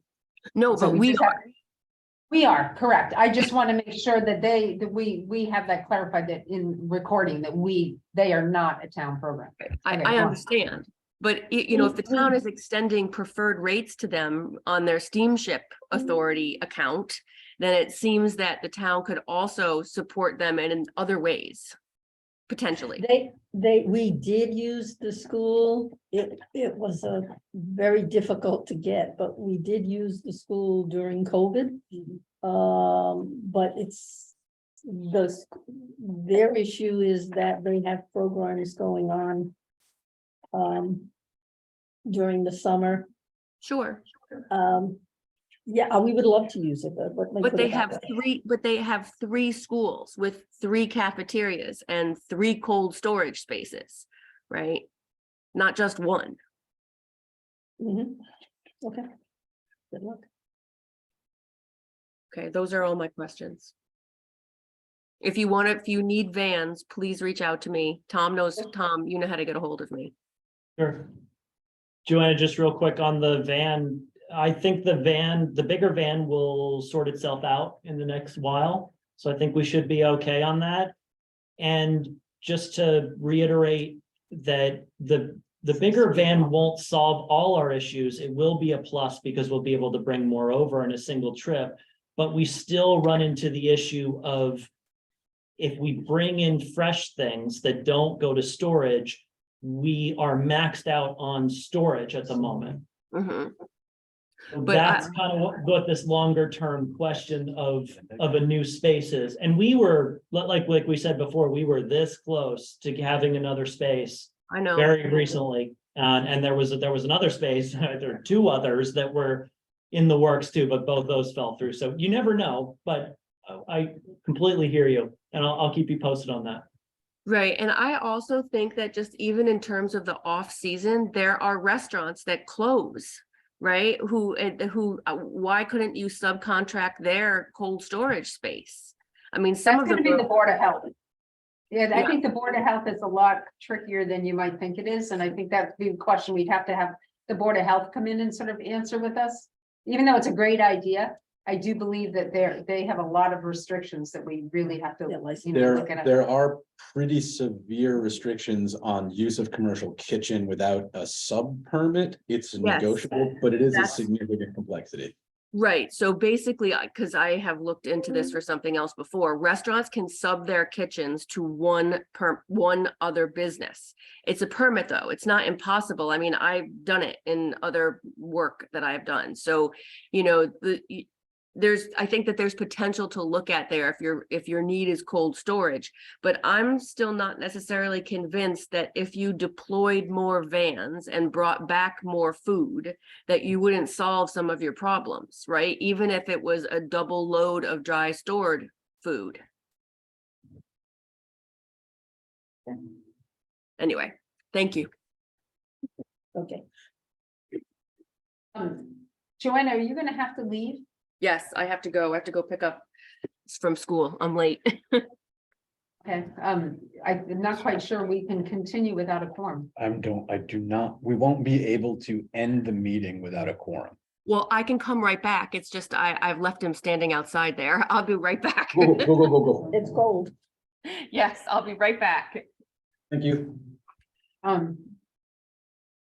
Is Linda gone? Linda just. Linda left, yeah. Tom, can I ask you a question? Sure. And Jackie, you're there, but I think, hi, I'm acknowledging that you're here. Hi. Hi. What are your hopes as you come into the program? Well, kind of just getting my feet wet in some ways and learning about the programs. And I'm gonna add something onto that. Sure. What made you want to do this? So I So that's volunteered for the food pantry for years. And then I went off to grad school, and then this sort of came up, and Nantucket is a strange way of pulling you back. And so I came back, and But it's great. I love the organization. I love the mission. Worked for our state rep's office before this. Mhm. So this has kind of been my general area of interest. And then I think there's a couple, well, the need is obviously there, right? The food pantry has, if you put aside for a second that we've outgrown our space, right? The need is obviously there because of the perennial issue of housing here and inflation, cost of living and all those things, right? But so that allows, or that gives us the ability to fill that need. And I think this is one of the most important nonprofits on Nantucket to be able to fill that void for folks who need. And also in the summer too, like Joanna just mentioned, summer folks, we have a lot of people who come in May and June who are J1s, et cetera, who haven't had a paycheck yet. And so they're coming and maybe they're crashing with a friend or staying somewhere and they haven't got paid yet. So they come in and we take care of them at the food pantry before they get that first check. So that's another important piece of the kind of the Nantucket puzzle, the things that make Nantucket tick, right? That folks don't necessarily, they may or may not know about it. But I think the two things that we're working on is the future of the food pantry, right? And a new space and capacity building and all that, and what we offer, what we're able to offer. And maybe eventually like ideas for the future, potential ideas for the future, like edible food recovery, which is what I did my master's project on. And that would be, say you have a caterer. Now in California, the law mandates it to certain extent, but you know, a caterer would give us food and then we would take it in and then we'd reprocess it and then either serve it out of a kitchen or we would be able to just distribute it somehow, right? That I'm not saying.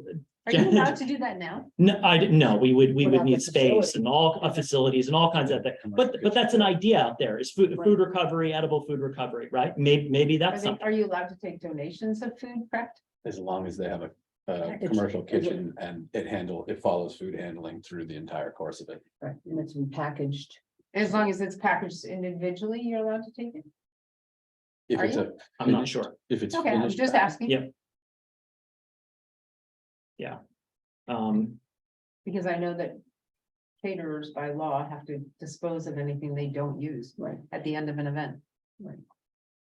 but you have to have a facility that Right. you can handle. But can they put it fresh. into and give it to you instead of throwing it away?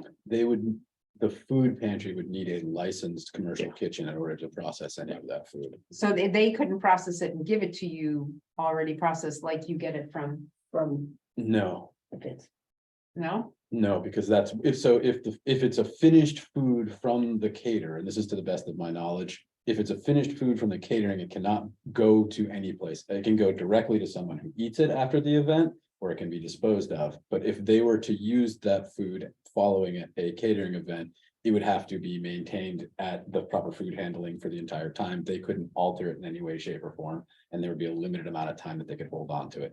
Well, Without, yeah, but let's say a catering event happens and it's done and it's done out of a commercial kitchen. When they're done with that, can they package it up and then bring it to, you know, if it's packaged in the same kitchen where it's produced, if it's not used, can it be packaged and brought to the food pantry? Do you know what I mean? Like it, Right. Well, I'm thinking we have had some situations where a caterer has prepared, I'm thinking of frozen pizzas. That they were prepared specifically and wrapped individually and then given to us and put into our freezer. So it goes from a cooler into the freezer and then it goes to the client from there. But without proper facilities, there's not the possibility at this point. so if they can't, if it comes directly from that commercial kitchen to you prepped. It would have to be individually Yes. packaged, and then the refrigeration that Jericho was talking about is extremely important to make sure that it's seamless. But And it could go from being a finished product, finished in the kitchen, packaged, as long as it remains refrigerated onto you guys. Right, as an example, even sandwiches that come from Cumberland or from Espresso to Go, whatever. That's all, but it's packaged and it's just a matter of taking it from the refrigerator and giving it to the client. There's no additional handling.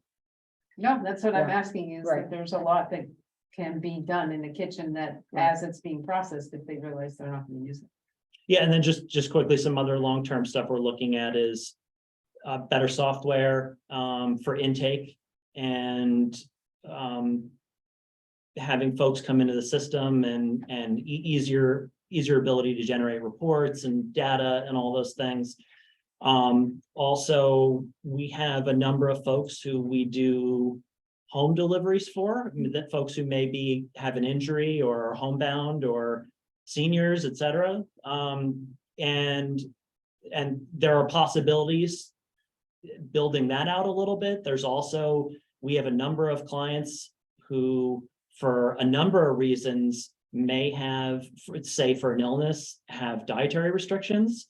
So being able to set aside, like myself, I'm very strict gluten-free for a long time now. And I know that that's very important for me. So when we do get I would like to have it like a section for that. Maybe that's something we could offer. I don't know. I mean, Janice, I'm not saying you would be opposed to it, but this is what we want to hear. I mean, it's always, I mean, you're coming in, it's new blood.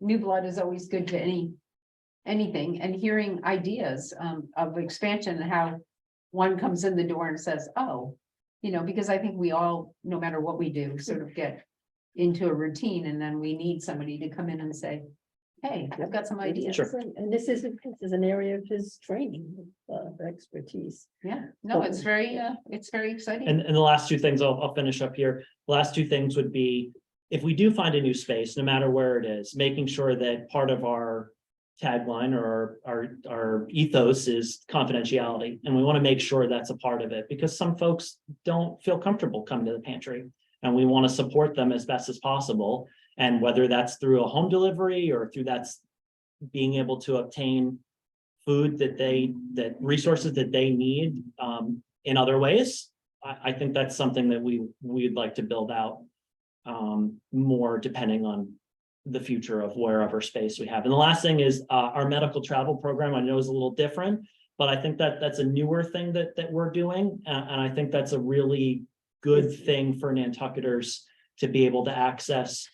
Because there's a lot of families on Nantucket who I'm sure we know who have a husband or something who's unable to work, or a sick kid has to go to Boston, and that gets very expensive. So I think that's something that in the future could be built out a bit.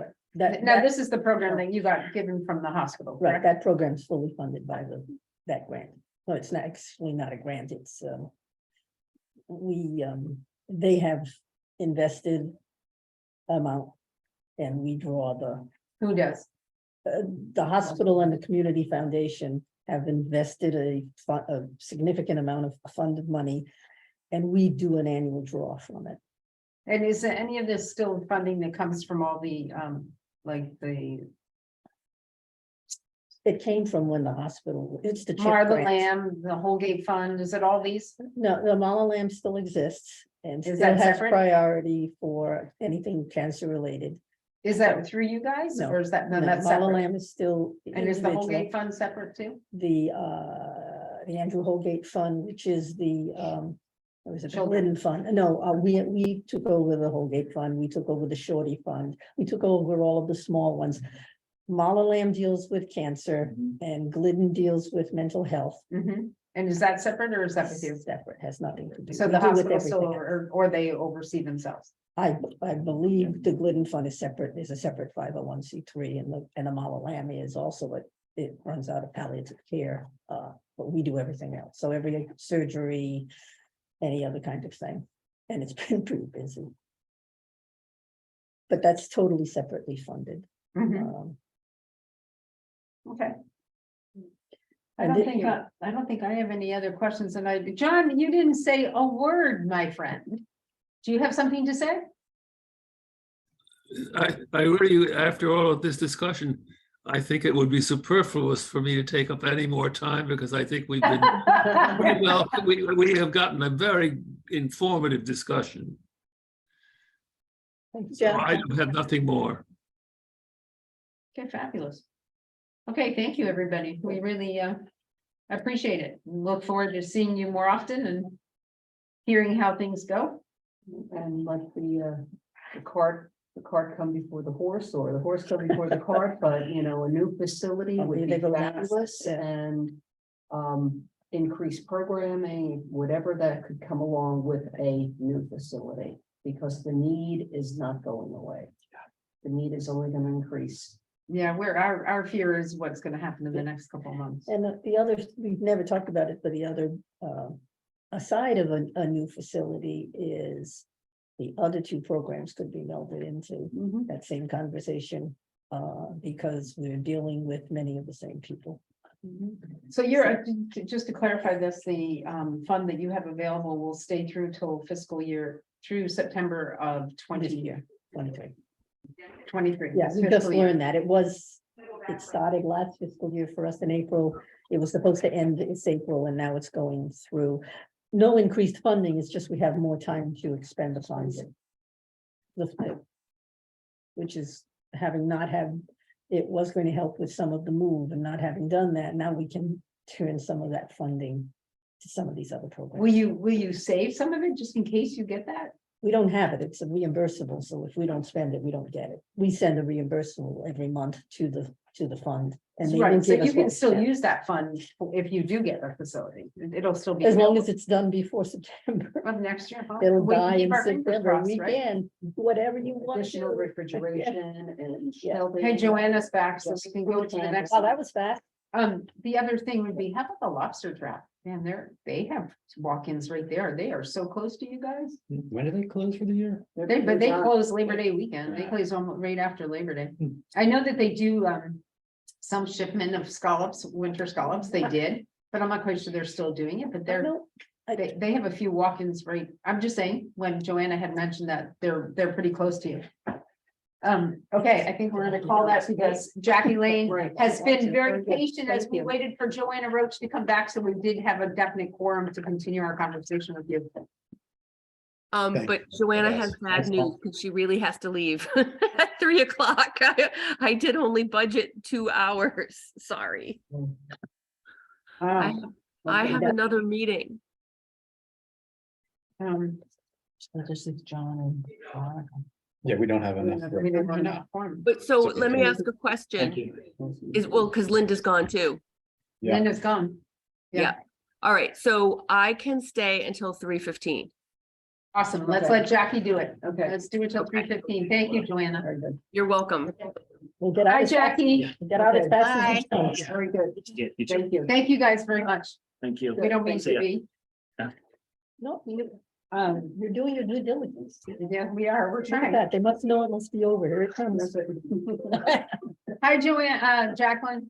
If you could, this is a first year for a couple of one of our members here.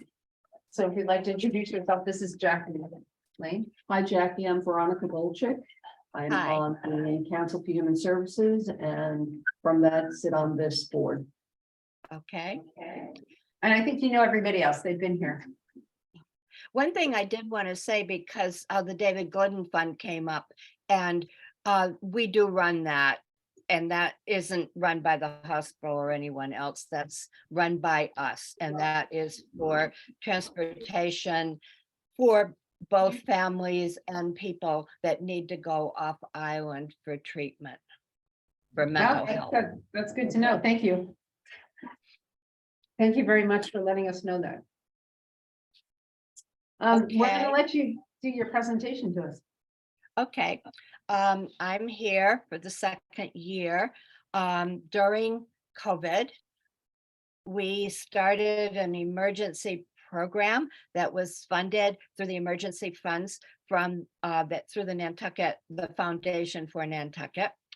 And it was the purpose was to be able to provide therapy for people that were either uninsured or uninsured and give them a choice of therapists, as well as to allow independent therapists to take part of that burden and also to give people a choice of therapists. The program took off. It's obviously very, very needed. There've been traditionally, off and on, big wait lines to get into a therapy office on the island, as we all know, and that varies. Sometimes there's a big wait line, and other times supposedly you can get in to Fairwinds fairly quickly.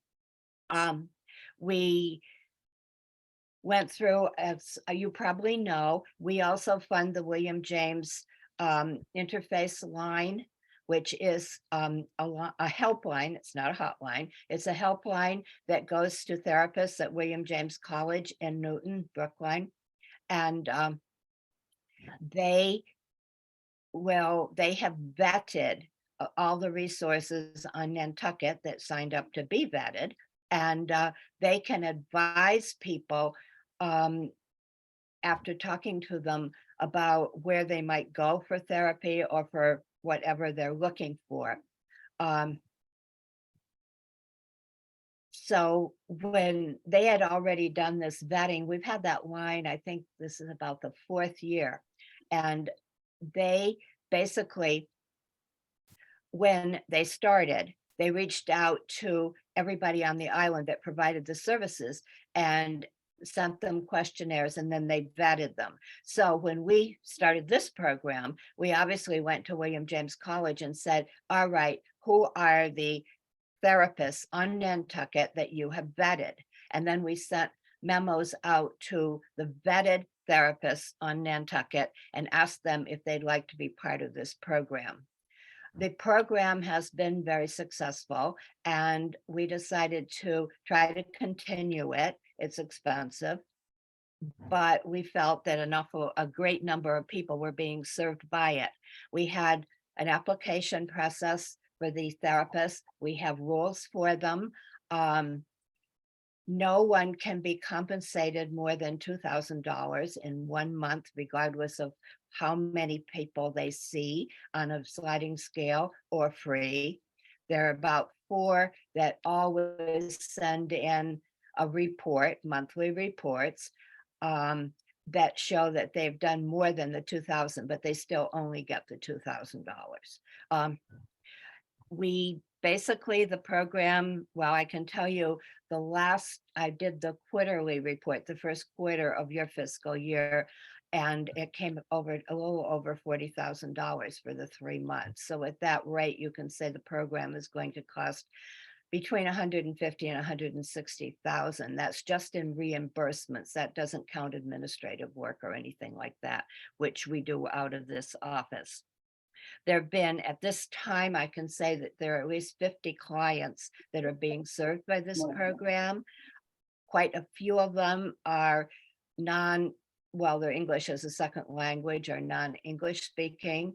We have a very strong group that is going to Maria, for instance, who of course can deal in several languages. And we find that I've had several therapists say, well, I have this person and that's going to put me over the 2,000. And I said, no. So sometimes, they've made compromises. Instead of having weekly therapy, they've cut a person down to twice a month in order to see the most people. Everyone is told that they need to look to get insurance to see if they can get insurance. But on the other hand, a lot of our private therapists are not going to take certain insurances simply because it doesn't pay for them. The reimbursement is not what it should be for therapy through Medicare, Medicaid. I'm hopeful that this situation will get relieved. I don't know if you know, but fairly recently, there was a big mental health bill was passed by our state legislature. Senator Jillian Sear, one of our senators, was very, very instrumental in this. And one of the things was really pushing for equity in reimbursements for mental health workers, and that's been a huge problem. Mental health is a money loser for almost anybody. It just isn't reimbursed at the same rates, even though from a national point of view, there's supposed to be parity in billing. That goes clear back to Ted Kennedy. It was before he died. His last appearance, I think, in the Senate was to pass that mental health, that bill that provided for parity, especially in mental health, but it hasn't really been enacted. And I think this new legislation is going to push all that. So hopefully that will help to alleviate this problem. In the meantime, we feel strongly about continuing the program. Last year we were funded to the tune of 101,000. The program again cost about 150, and we were able to make up the difference out of basically our operating budget and other funds raised on Nantucket, although we didn't have fundraisers on Nantucket in 21. So that kind of affected what we could do in 22, but we did manage to run the program the whole year.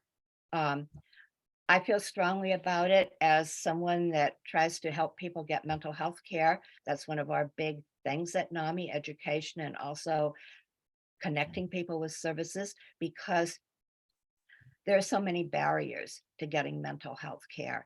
And if someone can't get mental health care, to be pragmatic about it, it only ends up costing us a lot more money in retrospect. The people that end up going to the emergency room in the hospital because they haven't been able to get help, and then when their condition gets really bad and they're taken into the emergency room in any hospital is the most expensive form of medical care. So if you have people going in and out of emergency rooms, you're spending an awful lot more money than you'd spend to get out in front of the problem and make easier access to mental health care. So I feel that's definitely, from a financial point of view, it's a good investment. And also from a human point of view, people should have access to mental health care, just like any health care. And people should have access to all health care, in my opinion, in this country. So I'm a big fan of the program, and I want to continue it until the time that it's not needed. Thank you. To make this, because I have limited time, I'm gonna go to Joanna first. Yes. Okay. Joanna? I don't have any questions. Okay. Thank you. I think you've covered really things that we talked about the other day when we looked Yeah. at the application. So Jackie, thank you for a very good explanation. John? I think I second what my fellow members have already said, so I have nothing to add. Okay, Jackie, I'll ask one question. Can you tell me what kind of feedback you're getting from the participants in this, having the availability of this program? People are exceedingly grateful. If I suppose I could collect letters and so on, and I know through the therapists that of course, the therapists like the opportunity, but the clients are the ones that really, I mean, they wouldn't stand a prayer of going to therapy or to a therapist of their choice without this program. A lot, and I will say, the compensation varies, as you probably know. We pay up to $125 an hour. That's full, but a great amount, and you see it in my reports that I will send in on the quarterly, that there's an awful lot of $75 requests. In other words, the client is paying $75. There's some where the client, it's a $100 request, so the client's putting in $25. And some of the stories I get from the therapists are heartbreaking. I mean, when you have a young person that is Spanish or Haitian and she's pregnant and she's been abused and she doesn't have the money to buy a bicycle to get to therapy. I mean,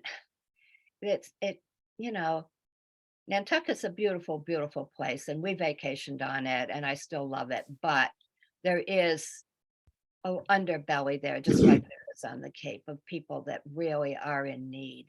And I'm sorry, I mean, I might get emotional about this, but in this country, which has so much money, there shouldn't be people that have health insecurity, food insecurity, housing insecurity.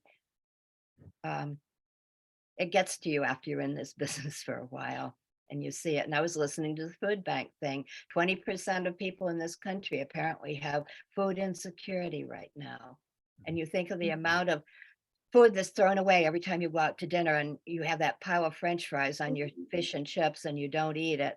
I mean, and you know that's just going in the dumpster. You hear the stories about people going behind restaurants in dumpsters and taking food out of the dumpsters. So I feel the same about healthcare, and mental health has to be considered just like any other healthcare. Your mind is the most important part of your body in many, many ways. So let's, we've got to treat it just as important as your heart or as cancer or anything else. We're no I good with agree. hormones. Because my time is going to be very limited because Joanna has to leave and she's given us the 15 minutes. I do have one request. If you could send me, could you send me a demographic of or age of what you're seeing as far as clients? Can you put that together for us? Yeah, I have been keeping track very specifically of number of families, family counseling, also number of children, youth under 18, and parents, single parents, for instance, because those, and I started putting that together, and that's part of the request that is put out every month when they send in their invoice for me that says, how many sessions they had, and they just use initials because this is all very confidential, but they also have to point out these different categories. And I was last year, in order to try to make up some of the gap, I did get a nice funding from the Nantucket Golf Club, especially for kids therapy. So I was able to separate that out some. If you could send this to us, I think that would be very helpful. And I don't mean to be rude, Jacqueline. I understand that because we lost a member earlier, Joanna did stay on that additional 15 minutes for us into another commitment. So I respectfully do not mean to cut you off at all. And I really appreciate the fact that you were here on time and waited for us.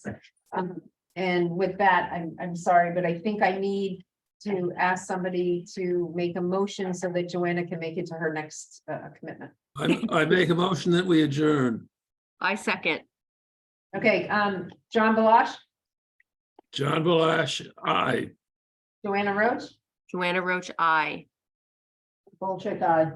I'm gonna say thank you. And Tara, we're sorry if you had any questions. We'll catch up. Jackie, thank you. Great job. Thank you very much. Thank you, everybody. Okay, thanks, everybody. Joanna, thank you so much for that additional 15 minutes. We really appreciate it. Okay, I'm running. Bye. Bye. Bye.